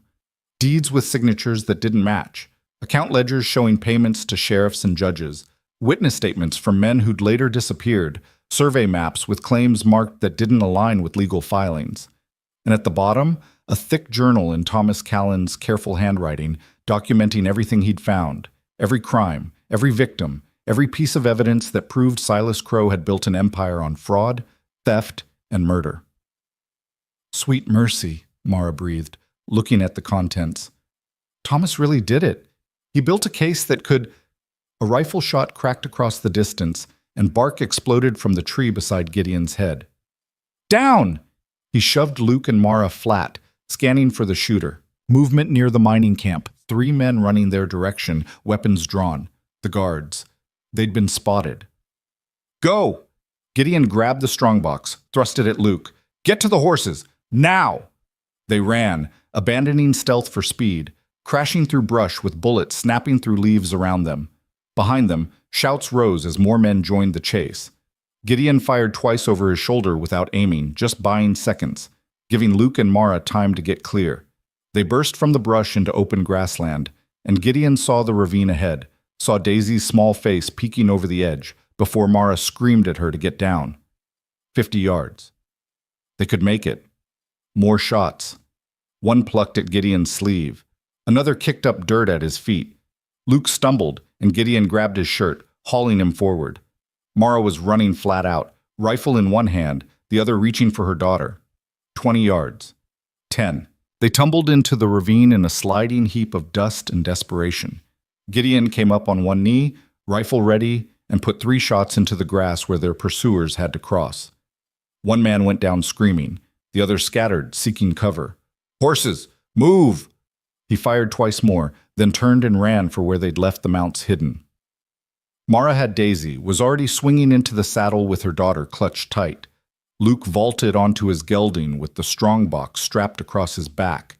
Gideon hit his saddle as bullets started finding their range again, one creasing his horse's flank and making the animal scream and bolt. He let it run, gave it its head, and the other horses followed. They thundered out of the ravine at a dead gallop, hooves pounding, riders bent low, with angry shouts and gunfire pursuing. A mile disappeared beneath them before Gideon dared look back. He saw riders emerging from the mining camp, saw them mounting up, saw the pursuit beginning in earnest. They're coming, Luke shouted over the thunder of hooves. Let them come, just ride. Gideon angled toward broken country, toward rocks and gullies where horses would have to slow. His mount was blowing hard, showing the effects of days of travel, but fear and pain drove it forward. They rode for 2 hours straight, the horses near collapse, before Gideon found what he'd been seeking. A slot canyon with walls too narrow for easy pursuit and a back exit that wasn't visible from the entrance. He led them in, dismounting quickly. "We can't stay here," Mara gasped, sliding down with Daisy. "They'll find us." "Not right away, and the horses need rest or they'll die under us." Gideon checked his mount's flank where the bullet had creased it, not deep, but bleeding. He grabbed cloth from his saddlebag, bound it tight. Luke was already opening the strongbox again, staring at the documents inside like they held the secrets of creation. "We got it. We actually got it." "We got it," Gideon confirmed. "Now we need to keep it long enough to use it." "How many were chasing us?" Mara asked. 6, maybe 7. Could be more by now if they sent runners back for help. He reloaded his rifle with quick, practiced movements. Mining company will be sending word to whoever owns the claim. If that's Crow or one of his associates, we'll have a lot more than 7 men hunting us soon. Then we can't go back the way we came. They'll be watching those trails. Luke studied the map they'd brought, his young face serious. "We need another route to Cheyenne." Gideon took the map, traced possible paths. "South takes us through open country, nowhere to hide. West puts us in the mountains, slow going with the horses tired. East is back toward Crow's territory." "So we go north," Luke said. "Circle wide, come down on Cheyenne from a direction they won't expect. North's harder country, less water, fewer settlements." But even as Gideon said it, he was seeing the logic. Also means fewer places for Crow's men to get word, fewer people to bribe for information, and more places to disappear if we need to. Luke looked up. "Pa always said when everyone expects you to zig, you zag. They'll think we're running straight for Cheyenne, so we don't." Mara looked between them, exhaustion and fear warring with hope. "How long would the northern route take?" "Week, maybe more. Depends on how hard they push us." Gideon folded the map. "But the boy's right. Straight to Cheyenne, we're predictable. They'll set up ahead of us, box us in. But if we go north, take our time, stay smart. We might just make it." A sound from the canyon entrance froze them all. Hoofbeats. Multiple riders, moving fast. Gideon moved to the entrance, peered carefully around rock. 7 riders in the distance, spread out, searching. They hadn't found the slot canyon yet, but they were getting close. He pulled back, silent. Mara had her hand over Daisy's mouth, the little girl's eyes huge. Luke gripped the strongbox like a lifeline. The hoofbeats grew louder, closer. Gideon raised his rifle, sighting on the canyon entrance. If they were found, he'd take as many as he could before they went down. Give Mara and the children a chance to run. The riders passed within 100 feet of the entrance, kept going. The sound faded slowly into the distance, and Gideon released a breath he hadn't known he was holding. Beside him, Mara sagged against the canyon wall, and Luke's knuckles were white around the metal box. "That was too close," Mara whispered. "It's going to keep being too close until we reach Cheyenne and get that evidence to Marshal Brennan." Gideon lowered his rifle. "But we bought ourselves some time. They've passed us by, and by the time they realize their mistake, we'll be gone."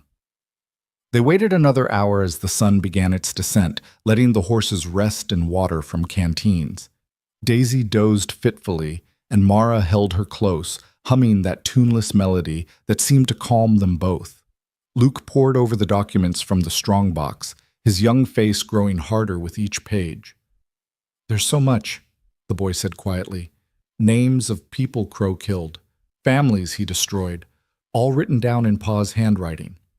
He looked up, tears tracking through the dust on his face. Pa knew. He knew Crow would probably kill him for this, and he wrote it all down anyway. "Because some things are worth dying for," Gideon said. "Your father understood that." "Do you?" "I'm starting to." Gideon stood, checked the horses again. "Time to move. We've got maybe 2 hours before full dark. Let's use them." They rode out of the slot canyon as the sky painted itself in shades of copper and gold, heading north into country that grew progressively rougher.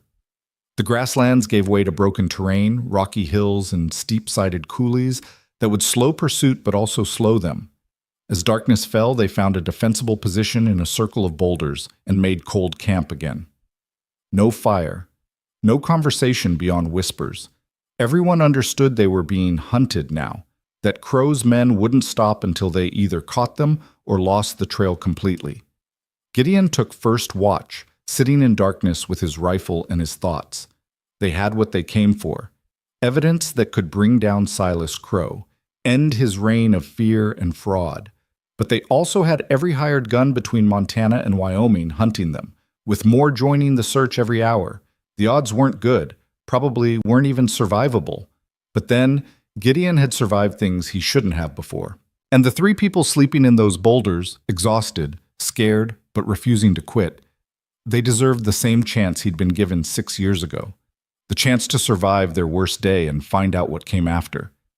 Movement caught his eye. Luke, unable to sleep, settling beside him in the darkness. "Can't stop thinking about it," the boy whispered. "We're so close now, to ending this, to making what happened to Pa mean something. It already means something. Your father stood against evil when he could have looked away. That's not a small thing. But if we don't make it to Cheyenne, if Crow's men catch us, then we fight. And if we fall, someone else will find that evidence eventually. Your father documented everything too carefully for it to stay buried forever." Gideon rested a hand on the boy's shoulder. "But we're not planning to fall.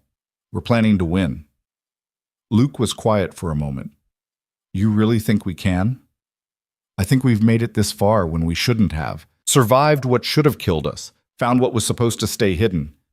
Gideon looked up at the stars wheeling overhead. "Seems to me that's the universe saying we've got unfinished business, and I don't plan on disappointing it." A small smile touched Luke's face. "Pa would have liked you, would have said you were stubborn as spring mud." "Your mother said something similar." "Yeah, well, she's right." The smile faded. "Thank you for helping us, for not sending us away when you could have." "Nothing to thank me for. I'm just doing what should have been done from the start, standing between a bully and the people he's trying to hurt." They sat together in companionable silence, man and boy, watching the darkness for threats that might or might not come. Behind them, Mara stirred, checked on Daisy, then settled back into watchful rest. The night stretched long and quiet, and the wind carried the scent of sage and distant rain. Somewhere out there, men with guns and orders were searching. But in this moment, in this circle of stones under these stars, 4 people who'd been strangers a week ago had become something more, a family worth fighting for, a cause worth the risk. And tomorrow, they'd ride north again, deeper into hard country, closer to either salvation or slaughter. But tonight, they had each other and the fierce, fragile hope that sometimes, just sometimes, doing the right thing didn't end in graves, that sometimes courage was enough, that sometimes the good guys won. The hope lasted until dawn, when Luke spotted the dust cloud on the southern horizon. "Riders?" the boy said quietly, field glasses pressed to his face. "At least a dozen, coming fast." Gideon took the glasses, confirmed what he already knew in his gut. Too many horses moving too deliberately to be anything but pursuit. They'd picked up the trail somehow, or gotten lucky, or bought information from someone who'd seen 4 riders heading north. Didn't matter how. They were coming. "How long?" Mara asked, already moving to wake Daisy. 2 hours, maybe 3 if the ground slows them. Gideon lowered the glasses, mind calculating distances, terrain, possibilities. "We can't outrun them. Horses are too tired and they've got fresh mounts." "Then we fight." Luke's voice was steady, despite the fear in his eyes. 12 against 4? That's not a fight. That's a slaughter." Gideon turned, scanning the landscape. Rocky hills to the west, a creek bed running north and to the east. He stopped, focusing on a formation that might work. "There, see that old homestead? Burned out looks like, but the walls are still standing." Mara squinted at the ruins maybe half a mile distant. "That's where you want to make a stand?" "That's where we buy time." He was already moving toward the horses. "We get inside those walls. We've got cover and high ground. Force them to come at us across open ground if they want the evidence." "And when they do?" "We make them pay for every foot." Gideon swung into the saddle, saw the fear in Mara's face, but also the steel beneath it. She'd walked through hell already. A gunfight was just the next step.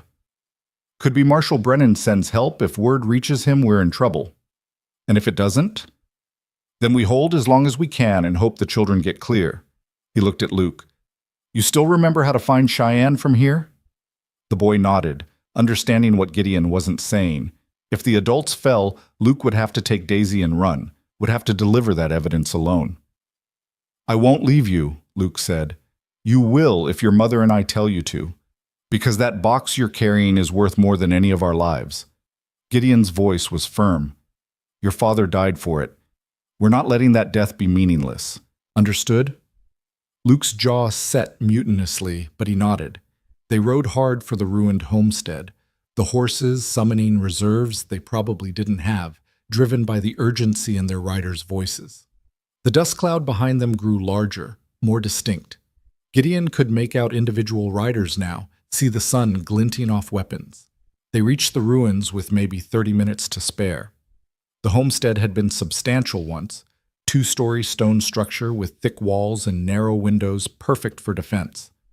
Fire had gutted the interior and collapsed the roof, but the walls stood solid, and the position commanded a clear view of the surrounding grassland for 200 yards in every direction.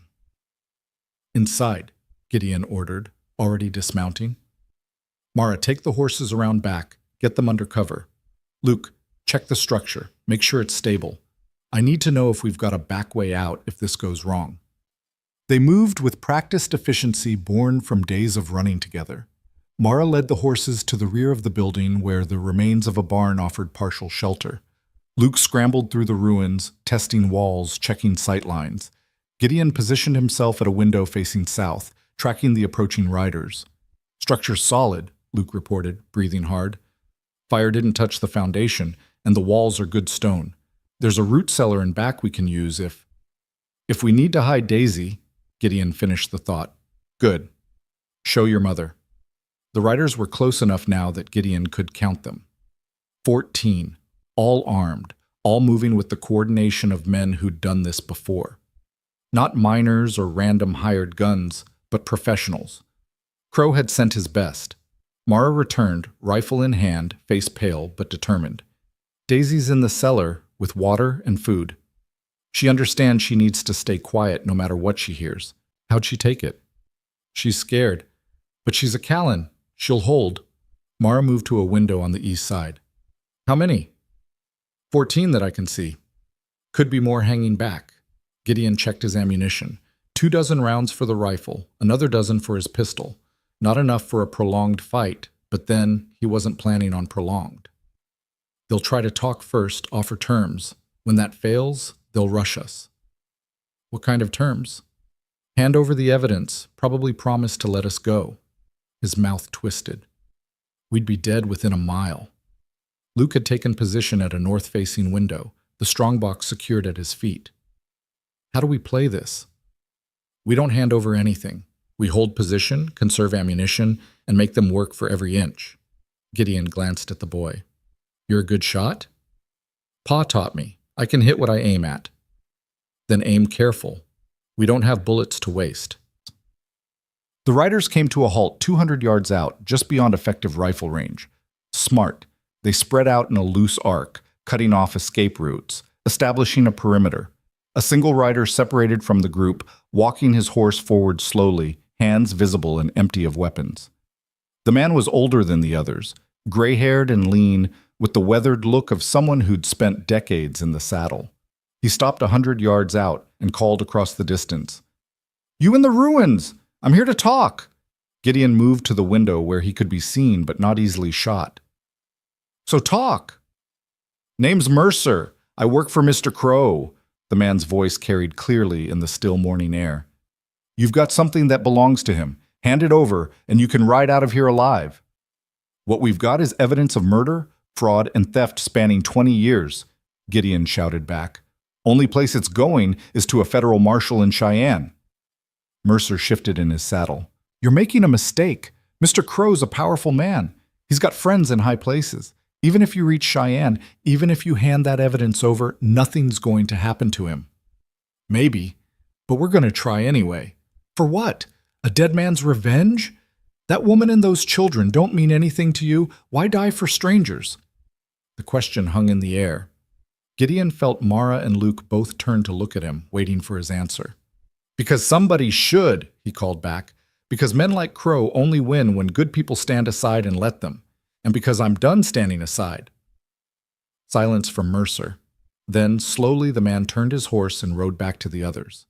They clustered together, clearly discussing options, gesturing toward the ruins. "That could have gone better," Mara said quietly. "Could have gone worse. They haven't started shooting yet." Gideon checked his rifle again, making sure the action was clear. "But they will. Question is whether they try to wait us out or rush us straight away." Luke's voice was tight. "What would you do if you were them?" "Send a few men to keep us pinned. Send the rest to Cheyenne to cut off our destination. Wait us out until we run out of water or hope." Gideon paused. "But Crow probably told them to get that evidence back fast before we can spread word, which means they'll rush us, probably within the hour." He was wrong about the timeline. They rushed within 10 minutes. It started with gunfire, scattered shots designed to keep heads down, make the defenders use ammunition. Gideon held his fire, watching as 4 riders broke from the main group and charged the ruins from the south, firing pistols as they came. "Steady," he said. "Let them get close."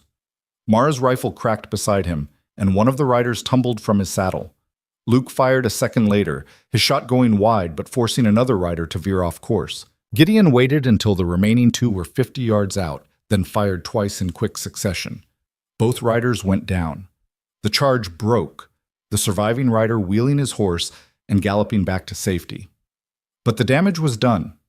3 men down in the first assault, and the defenders had barely used a dozen rounds. "Good shooting," Gideon said, "but they'll come harder next time." The next time came from 2 directions simultaneously, 6 riders from the south, 4 from the east. Gideon shifted to cover the eastern approach while Mara and Luke focused south. The ruins echoed with gunfire, smoke drifting through the burned-out windows. Gideon dropped 1 rider, wounded another. Mara's rifle spoke with methodical precision, each shot deliberate.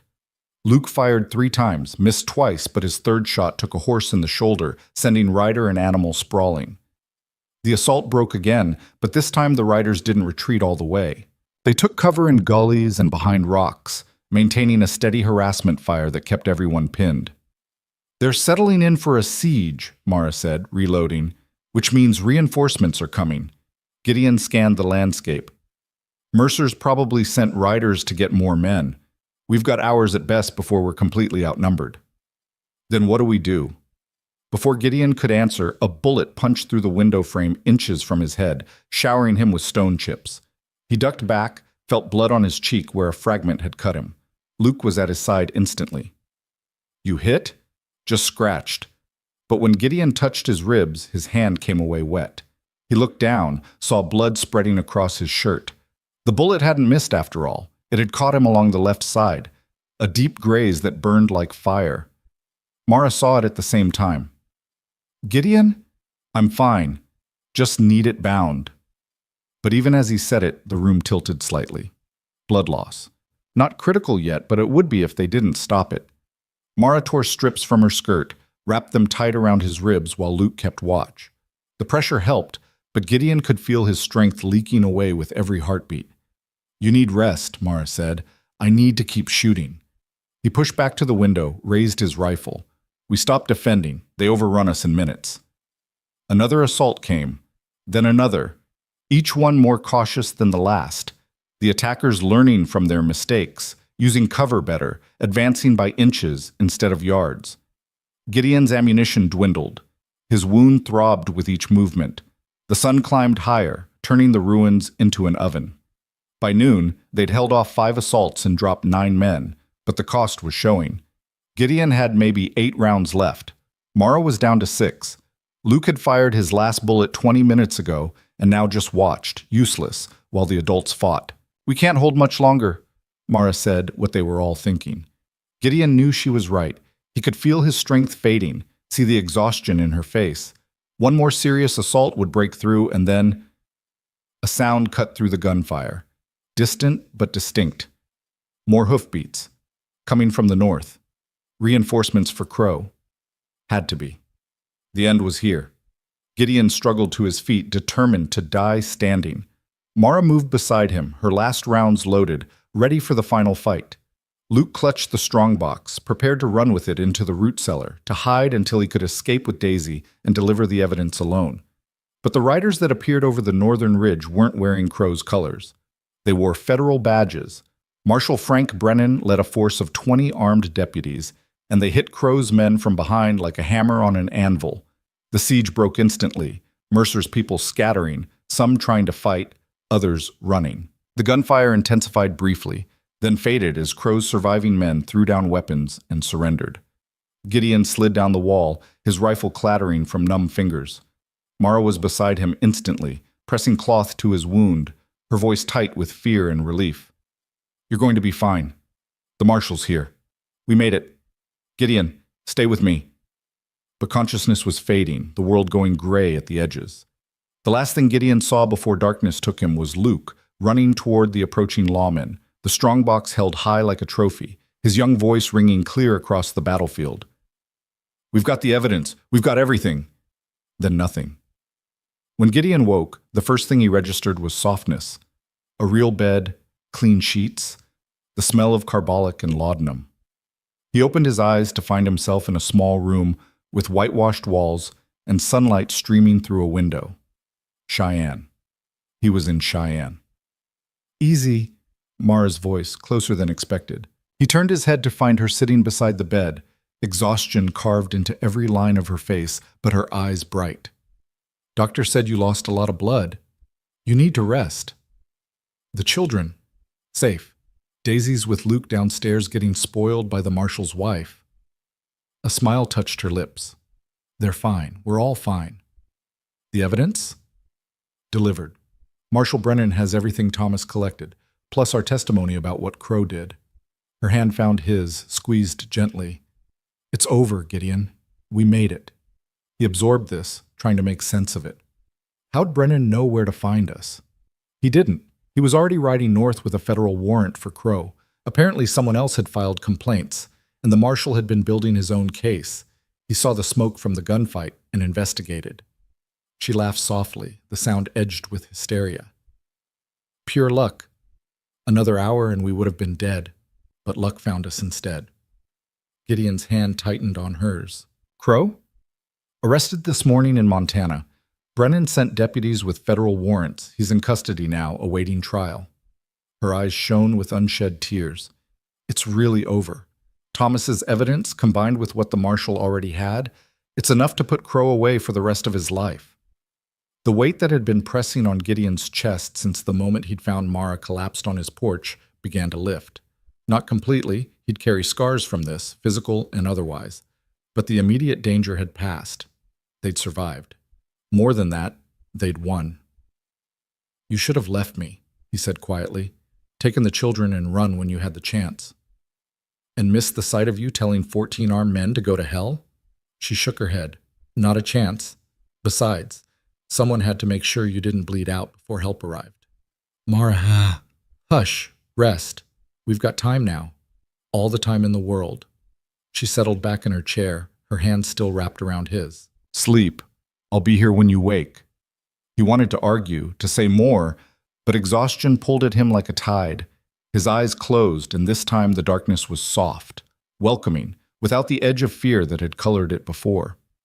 When he woke again, it was evening. Luke sat where Mara had been, the boy's face serious as he studied something in his hands. The brass key, Gideon realized, the key that had unlocked everything. "Your mother?" Luke looked up, relief flooding his features. "Downstairs with Daisy. Marshall wanted to talk to her about the trial. I said I'd sit with you." "You did good, Luke. Your father would be proud." The boy's eyes reddened, but he didn't look away. "You think so?" "I know so. You protected your family, delivered the evidence, helped bring down a killer. That's not a small thing for anyone, let alone someone your age." Luke was quiet for a moment. Then, "The marshal says we'll have to testify. Tell a court what happened, what we know. Might take months before the trial's done." "You scared?" "A little, but Brennan says we'll be protected, and Crow's locked up now. Can't hurt us anymore." The boy turned the key over in his hands. "Funny. I carried this for 3 years, never knowing what it opened. Now that I know, now that we've used it, it just feels like a piece of metal. It's more than that. It's proof that your father's sacrifice mattered. that standing up to evil, even at cost to yourself, can change things. Gideon shifted, wincing at the pain in his side. You keep that key, Luke. When you're older, when you've got children of your own, you can tell them about the summer you and your mother and sister walked through hell and came out the other side.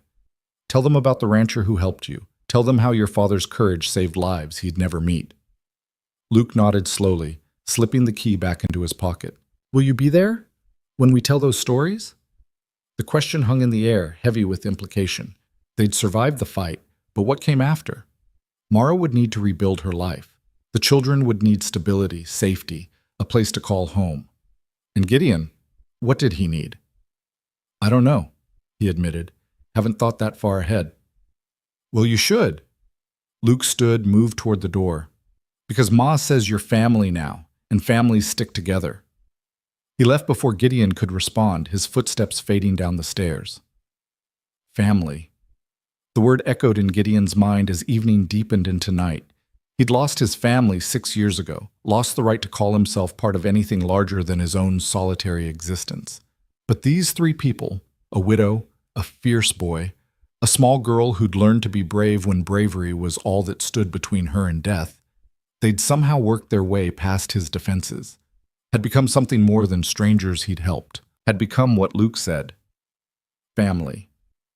The door opened and Mara slipped in quietly, carrying a tray with soup and bread. Thought you might be hungry. Starving. He let her help him sit up, accepted the bowl. Luke says I'm family now. She paused, met his eyes. He's not wrong. You risked everything for us, Gideon. Gave up your home, your safety, nearly died protecting strangers who had no claim on you. That's not something you do for people you don't care about. And you? What do you think? Mara sat on the edge of the bed, her hand resting lightly on his arm. I think Thomas would have wanted someone like you in our lives. Someone strong and stubborn and unwilling to back down when the right thing needs doing. She smiled softly. And I think when you're healed and the trial's done and we've got our lives back, I think I'd like to see what comes next, if you're willing. Gideon looked at her, really looked at her, and saw past the exhaustion and fear to the woman beneath. Strong, resilient, someone who'd walked through fire and refused to be consumed, someone worth building a life with. I'm willing, he said quietly. If you are. Her smile brightened, and for the first time since he'd found her collapsed on his porch, Gideon saw real joy in her eyes.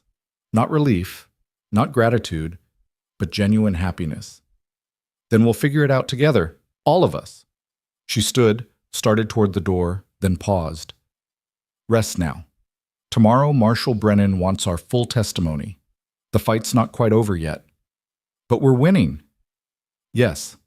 She looked back at him, and in her eyes he saw the same fierce determination that had kept her walking through summer heat with 2 children. We're winning.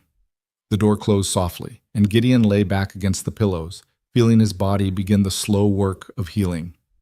Outside, Cheyenne settled into evening rhythms, voices, wagon wheels, the ordinary sounds of a town at peace. Somewhere in this town, Silas Crow sat in a cell, his empire crumbling, his crimes finally catching up with him. Somewhere, federal marshals were preparing a case that would ensure he never hurt anyone again.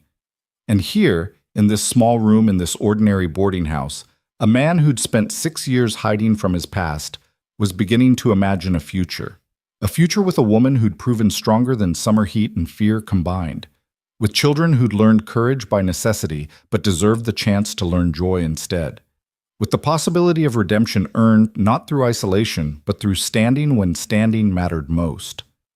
The pain in Gideon's side throbbed with each breath, a reminder of how close they'd come to losing everything. But beneath the pain was something else, something he hadn't felt in 6 long years. Hope. Real, solid, deserved hope that maybe the worst was behind them. That maybe the choices he'd made, the choice to help instead of hide, to fight instead of flee, had been the right ones after all. Outside his window, stars began appearing one by one across the vast Wyoming sky. Inside, Gideon closed his eyes and let exhaustion claim him, secure in the knowledge that when he woke, he wouldn't be alone. Would never be alone again. 3 days passed before Gideon was strong enough to leave the boarding house. 3 days of healing, testimony, and watching Marshall Brennan's case against Silas Crow take shape like a fortress built stone by methodical stone. The federal lawman worked with the precision of someone who understood that men like Crow didn't fall easily, that every piece of evidence needed to be documented, verified, made ironclad against expensive lawyers and bought judges. Thomas Callan's journals formed the foundation. 20 years of careful documentation, names, dates, amounts, witnesses, deeds that showed property transferred under duress, account books proving bribes paid to sheriffs and territorial officials, affidavits from men who'd later disappeared, their statements preserved in Thomas's meticulous handwriting. And woven through it all, the story of an empire built on fraud, maintained through violence, protected by a web of corruption that reached into courtrooms and legislative chambers across 3 territories. Your husband was thorough, Brennan told Mara on the 4th morning, spreading documents across his desk. Most men gather evidence haphazard, miss connections, can't prove chain of custody. But Thomas, he built this like a prosecutor would. Every claim backed by 2 sources minimum, every financial record cross-referenced. He even anticipated defense arguments and documented rebuttals. Mara's fingers traced her husband's handwriting on one of the journals, her eyes distant. He spent 6 months on this, every night after work, every Sunday afternoon. Luke and I barely saw him. I thought, her voice caught, I thought he was pulling away from us. Didn't realize he was trying to protect us. He protected a lot more than just you. Brennan tapped a page listing families displaced by fraudulent land seizures. 43 families that we can prove. Probably twice that many we can't. Thomas gave them justice when no one else would. Gideon, still moving carefully because of his wound, studied the marshal's weathered face. How long until trial? Federal prosecutors saying 4 months minimum. Crow's lawyers are already filing motions, trying to delay, trying to get charges dismissed. Brennan's jaw set hard. But we've got him. Even if half this evidence gets thrown out, we've still got enough to put him away for 20 years. And the family? Gideon nodded toward where Luke and Daisy sat on a bench outside the office, the boy reading to his sister from a worn storybook. They'll need protection until the trial's done. Already arranged, federal safe house in Denver, marshals on rotation, new identities if necessary. Brennan paused, though Mrs. Callan's been resistant to that last part. Mara looked up sharply. I'm not changing our names. Thomas died as a Callan. His children will honor that name, not hide from it. Ma'am, with respect, Crow's got associates who might... Let them try. Steel rang through her voice. We've run enough. Hidden enough. From now on, we stand as who we are. Brennan glanced at Gideon, who just shrugged. He'd learned days ago not to argue when Mara got that tone. The woman had walked through summer heat until she collapsed, had faced down hired guns, had held her ground while bullets flew around her children. She'd earned the right to make her own choices about fear. Denver's still the safest option until trial, the marshal said. And you're welcome to stay, Mr. Hale. Federal government's grateful for what you did. We could use a man like you, someone willing to stand against corruption. Appreciate the offer. Gideon moved to the window, looked out at Cheyenne's main street, where ordinary life continued, wagons rolling, merchants hawking, children playing. But I'm done with fighting for a while, done with running too. Time to figure out what comes after. And what does come after? Brennan asked. Gideon didn't have an answer. His ranch was 3 days' ride north, probably being picked over by scavengers by now, his cattle scattered, his careful isolation shattered beyond repair. He couldn't go back to that life even if he wanted to. The man who'd hidden there for 6 years didn't exist anymore. But what did that leave? The question followed him as he walked back to the boarding house, as he climbed the stairs slowly, favoring his wounded side. He found Mara in the room they'd given her and the children, packing their few belongings into a canvas bag. Leaving already? He asked from the doorway. Brennan wants us in Denver by week's end. Says it's safer, easier to protect. She didn't look up from her packing. Luke's excited. He's never seen a real city before. Daisy keeps asking if there will be a place to play. And you? Now she looked up, and Gideon saw the uncertainty in her eyes. I don't know what I am. Grateful to be alive. Terrified about the trial. angry that Thomas isn't here to see Crow brought down. She sat on the edge of the bed, the canvas bag forgotten, and confused about what comes after, where we go when it's done, how we build a life after everything that's happened. Gideon moved into the room, settled carefully into the chair by the window. His side ached, a constant reminder of how close they'd all come to dying. Your husband's family property, the homestead, it's still legally yours, isn't it? In theory. But there's a mining company working it, and I don't have money to fight them in court. She laughed bitterly. Everything Thomas and I saved went to running, to staying one step ahead of Crow. We're destitute, Gideon. Federal government's paying for this room, for our food. Without that, we'd be on the street. Brennan mentioned compensation. Federal government pays witnesses in major cases, especially when they've lost property or income because of their testimony. Even if that's true, it won't be enough to reclaim the homestead. Won't be enough to start over. She looked at him directly. I know what you're thinking, that you'll help, that you'll find some way to make things right. But you've already given us everything, Gideon. Your home, your safety, nearly your life. I can't ask for more. You're not asking, I'm offering. He leaned forward, ignoring the pull in his wounded side. I've got money saved. 6 years of living alone, no one to spend it on.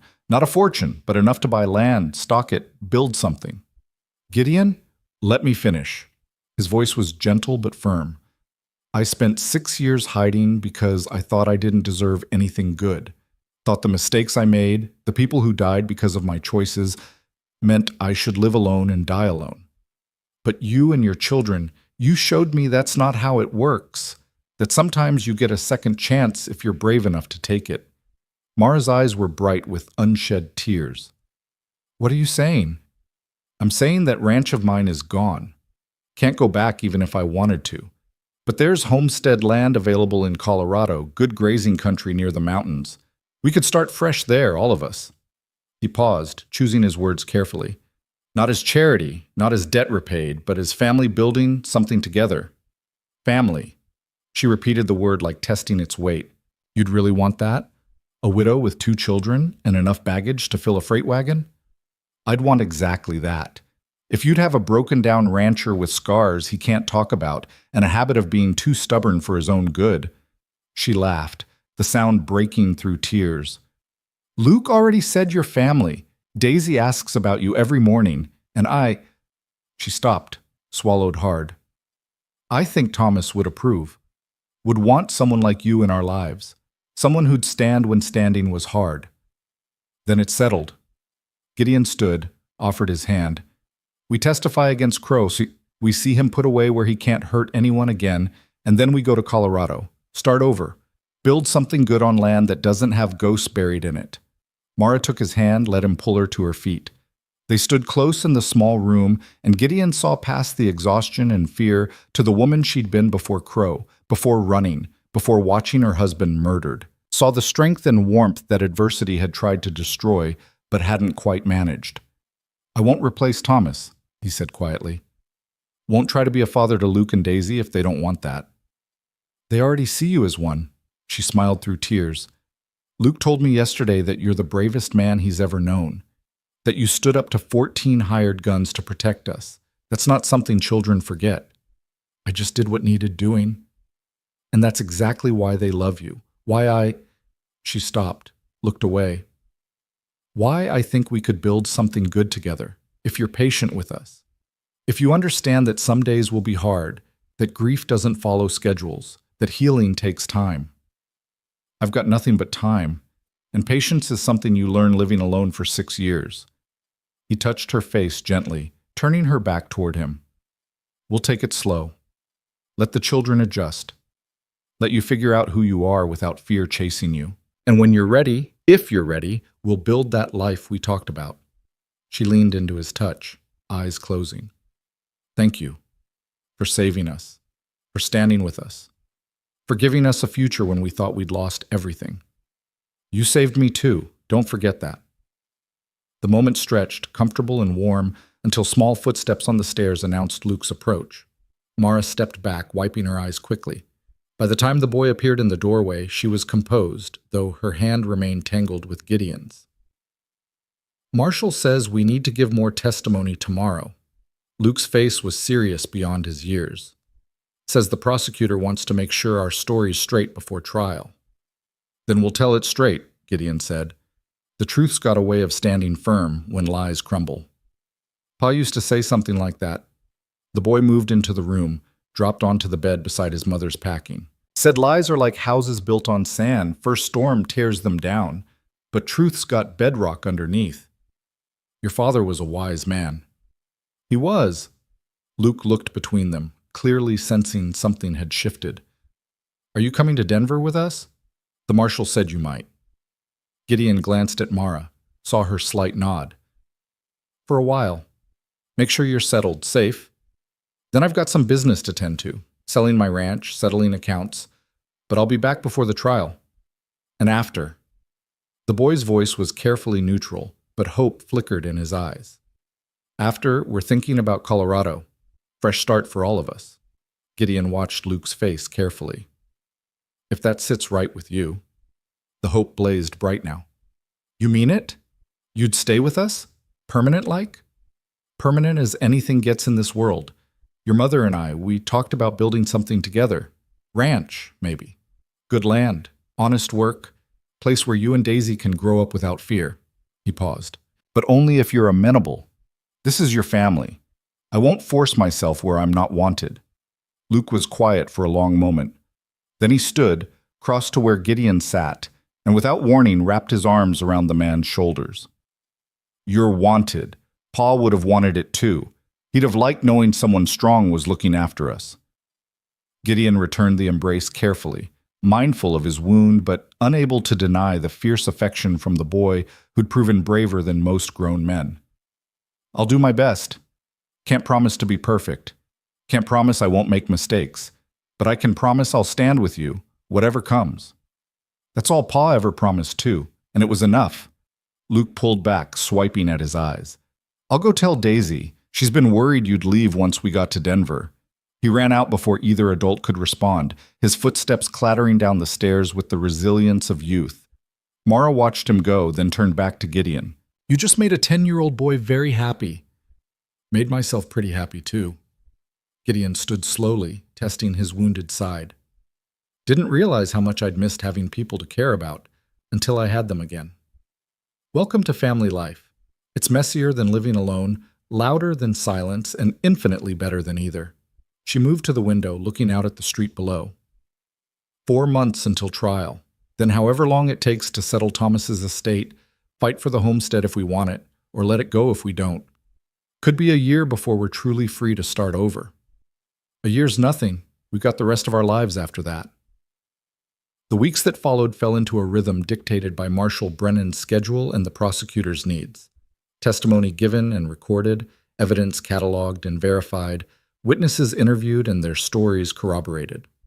Mara proved invaluable, her memories of Thomas's work filling gaps in the documentation. Luke provided crucial details about the night his father died. His young voice steady as he described watching Crow's men stage an accident that was clearly murder. Daisy, mercifully, had been too young to remember clearly. She spoke to prosecutors about running, about being scared, about the long walk through summer heat. But her testimony was gentle, appropriate for a child, and the lawyers handled her with care that spoke of men who had children of their own. Denver proved to be everything Luke had hoped, a real city with buildings 3 stories tall, streets crowded with wagons and people, opportunities around every corner. The federal safe house was a modest home on a quiet street, guarded discreetly by marshals who rotated shifts but never left the family unprotected. Gideon stayed for 3 weeks, making sure they were settled and secure, before riding north to deal with his ranch. He found it much as expected. Cattle scattered, cabin ransacked, everything of value stolen. But the land itself remained, and he was able to sell it to a neighboring rancher for a fair price. Not what it was worth before Crow's men had made it a battlefield, but enough. Combined with his savings and the compensation the federal government provided for his assistance in the case, he had sufficient funds to buy good land in Colorado and stock it properly, enough to build a house large enough for a growing family, enough to start over right. He was back in Denver before the autumn leaves began to turn, and the look on Mara's face when he walked through the door of the safe house told him everything he needed to know about where he belonged. The trial began in October, a cool morning that promised winter wasn't far behind. Silas Crow stood before a federal judge looking smaller than Gideon remembered, his expensive suit unable to hide the fact that his empire had crumbled. The man's lawyers fought hard, challenging evidence, questioning witnesses, trying every trick that money could buy. But Thomas Callan's documentation held firm. Witness after witness testified to Crow's crimes. Families displaced told their stories. Men who'd been bribed admitted their complicity. And through it all, the journals stood as unshakable proof of systematic fraud spanning 2 decades. Mara testified for 3 days, her voice never wavering as she described her husband's investigation and murder. Luke took the stand for 2 hours, describing what he'd seen that night with the clear-eyed honesty of a child who'd learned that truth mattered more than comfort. Gideon's testimony was brief but damning. He described finding the family, being threatened by Crow's men, the siege at the ruins. He spoke plainly, without embellishment, and the jury listened with the attention of people hearing something that rang true. The verdict came down on a cold November morning. Guilty on 43 counts of fraud, 14 counts of conspiracy to commit murder, 11 counts of murder itself, and dozens of lesser charges that added years to an already insurmountable sentence. The judge sentenced Silas Crow to life in federal prison with no possibility of parole, plus an additional 99 years for crimes too numerous to be served concurrently. It was, the newspaper said, one of the longest sentences handed down in territorial history. Crow showed no emotion as the sentence was read, but as marshals led him from the courtroom, he locked eyes with Mara for just a moment. Whatever he saw there, triumph, relief, justice finally served, made him look away first. Outside the courthouse, reporters swarmed the family, shouting questions, demanding statements. Marshal Brennan held them back while Mara, Gideon, and the children made their way to a waiting carriage. "How do you feel?" one reporter shouted. Mara paused, turned back. "I feel like my husband can finally rest. Like his sacrifice meant something. Like justice, however delayed, still matters." She looked at Gideon, at Luke and Daisy. "And I feel grateful to the people who stood with us when we had nothing, who risked everything so that a good man's work wouldn't be buried with him." She said nothing more, just climbed into the carriage with her family and let the driver take them away from the courthouse, away from the trial, away from the chapter of their lives defined by fear and running. The next morning, they began the journey to Colorado. The land Gideon had chosen was everything he'd promised, rolling grassland backed by mountains, with a creek running clear and cold through the center of the property. Good grazing, good water, good soil for a garden. Room enough for cattle and horses, for children to run and play, for a family to grow without feeling crowded. They spent the winter building. Gideon and hired hands from the nearest town raised a house from timber and stone, solid and warm, with enough rooms for everyone and then some. Mara planted a kitchen garden that would bloom come spring. Luke learned ranching from Gideon, soaking up knowledge like earth soaking up rain. Daisy made friends with neighbor children and slowly forgot what it felt like to be afraid all the time. By spring, the house was finished, the first cattle were grazing the grassland, and the Callan family, which now included Gideon Hale, though no formal adoption or marriage had yet occurred, was beginning to feel like they'd always lived here. One evening in April, as the sun painted the mountains gold and purple, Gideon found Mara sitting on the porch, watching her children play in the distance. Luke was teaching Daisy to ride, his patience with his little sister infinite, his voice carrying clearly across the grassland. "Penny for your thoughts," Gideon said, settling beside her. "Just thinking how different this is from a year ago. How much has changed." She leaned into him, comfortable with the contact in a way that had developed slowly over months. "We were running then. Dying. I thought we'd never stop, never find peace. And now I'm watching my son teach my daughter to ride on land that's ours, with a good man beside me and a future that doesn't terrify me." She looked up at him. "Thomas would be amazed, grateful. He'd love this place. I wish I could have known him. You would have been friends, both stubborn, both unwilling to back down when something's wrong. She smiled. Though you're quieter. Thomas loved to talk, loved to debate and discuss. You're more the strong, silent type. Learn to be quiet living alone. Hard habit to break. Don't break it on my account. I like that you only speak when you've got something worth saying. She was quiet for a moment, then, I've been thinking about something I wanted to discuss with you before deciding. All right. The homestead, Thomas's family property. The mining companies finished their survey. Turns out there's no copper worth extracting.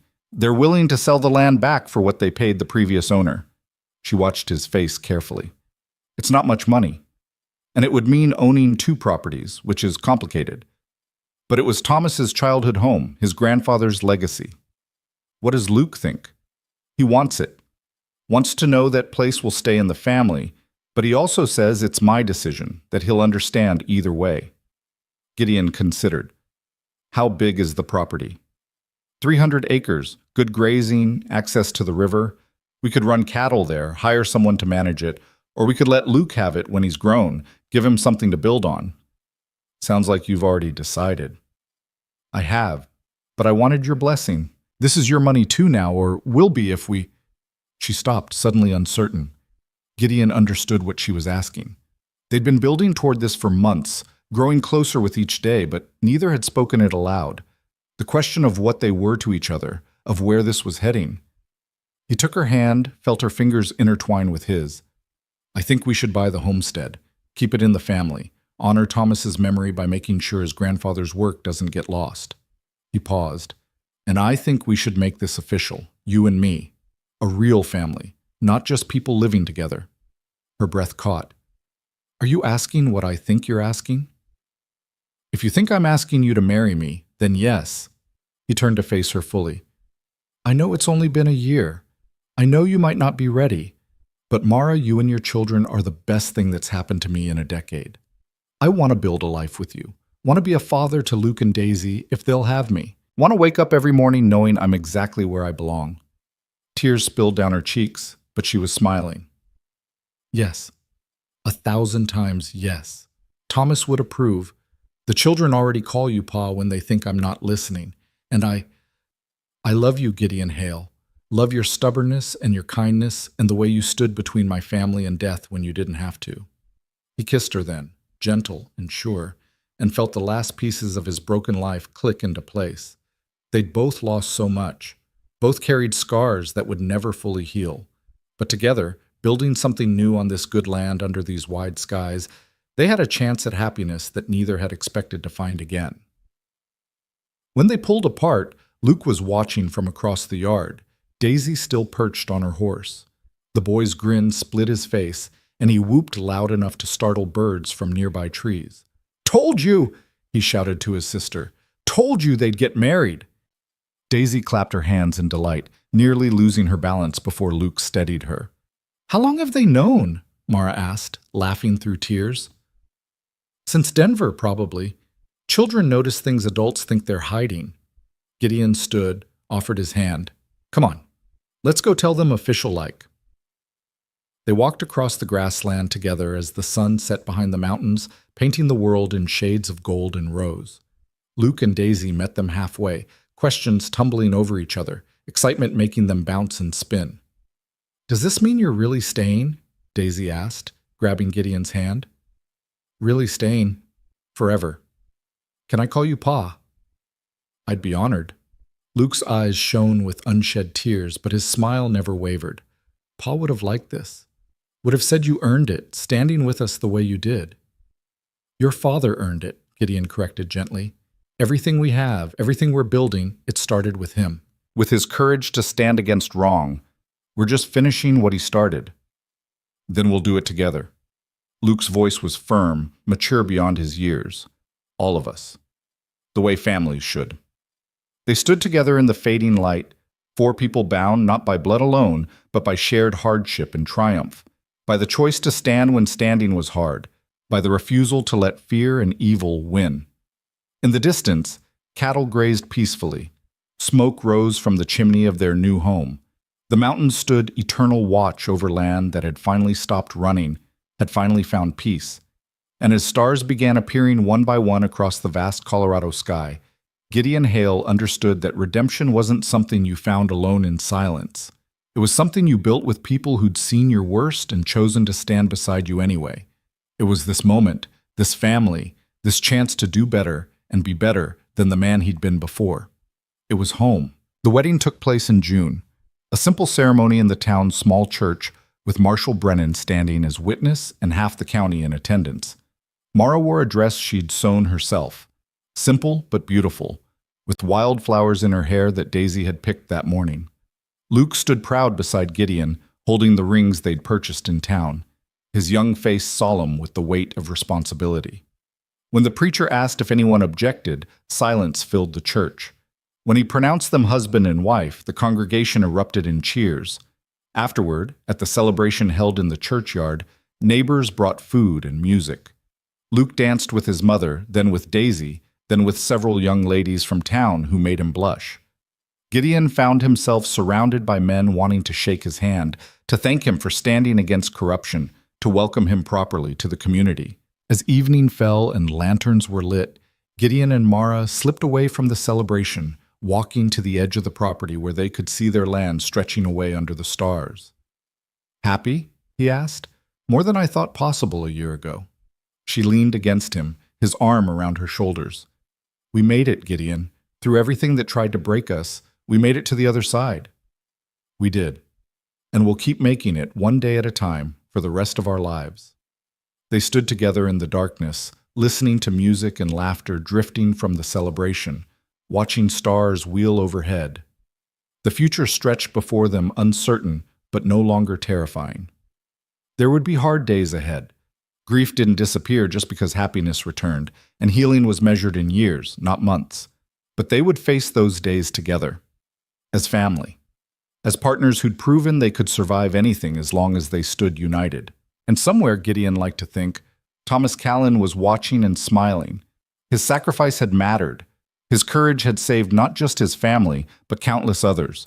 His legacy would live on in his children, in the ranch they'd build on his grandfather's land, in the justice that had finally caught up with a man who thought himself untouchable. The night deepened.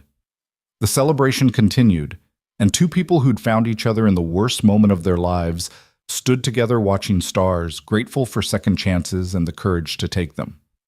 In the end, that was all any of them could ask for. Not perfect happiness, not lives unmarred by sorrow, but the chance to build something good on land that didn't have ghosts buried in it. The chance to choose love over fear, hope over despair, standing over running.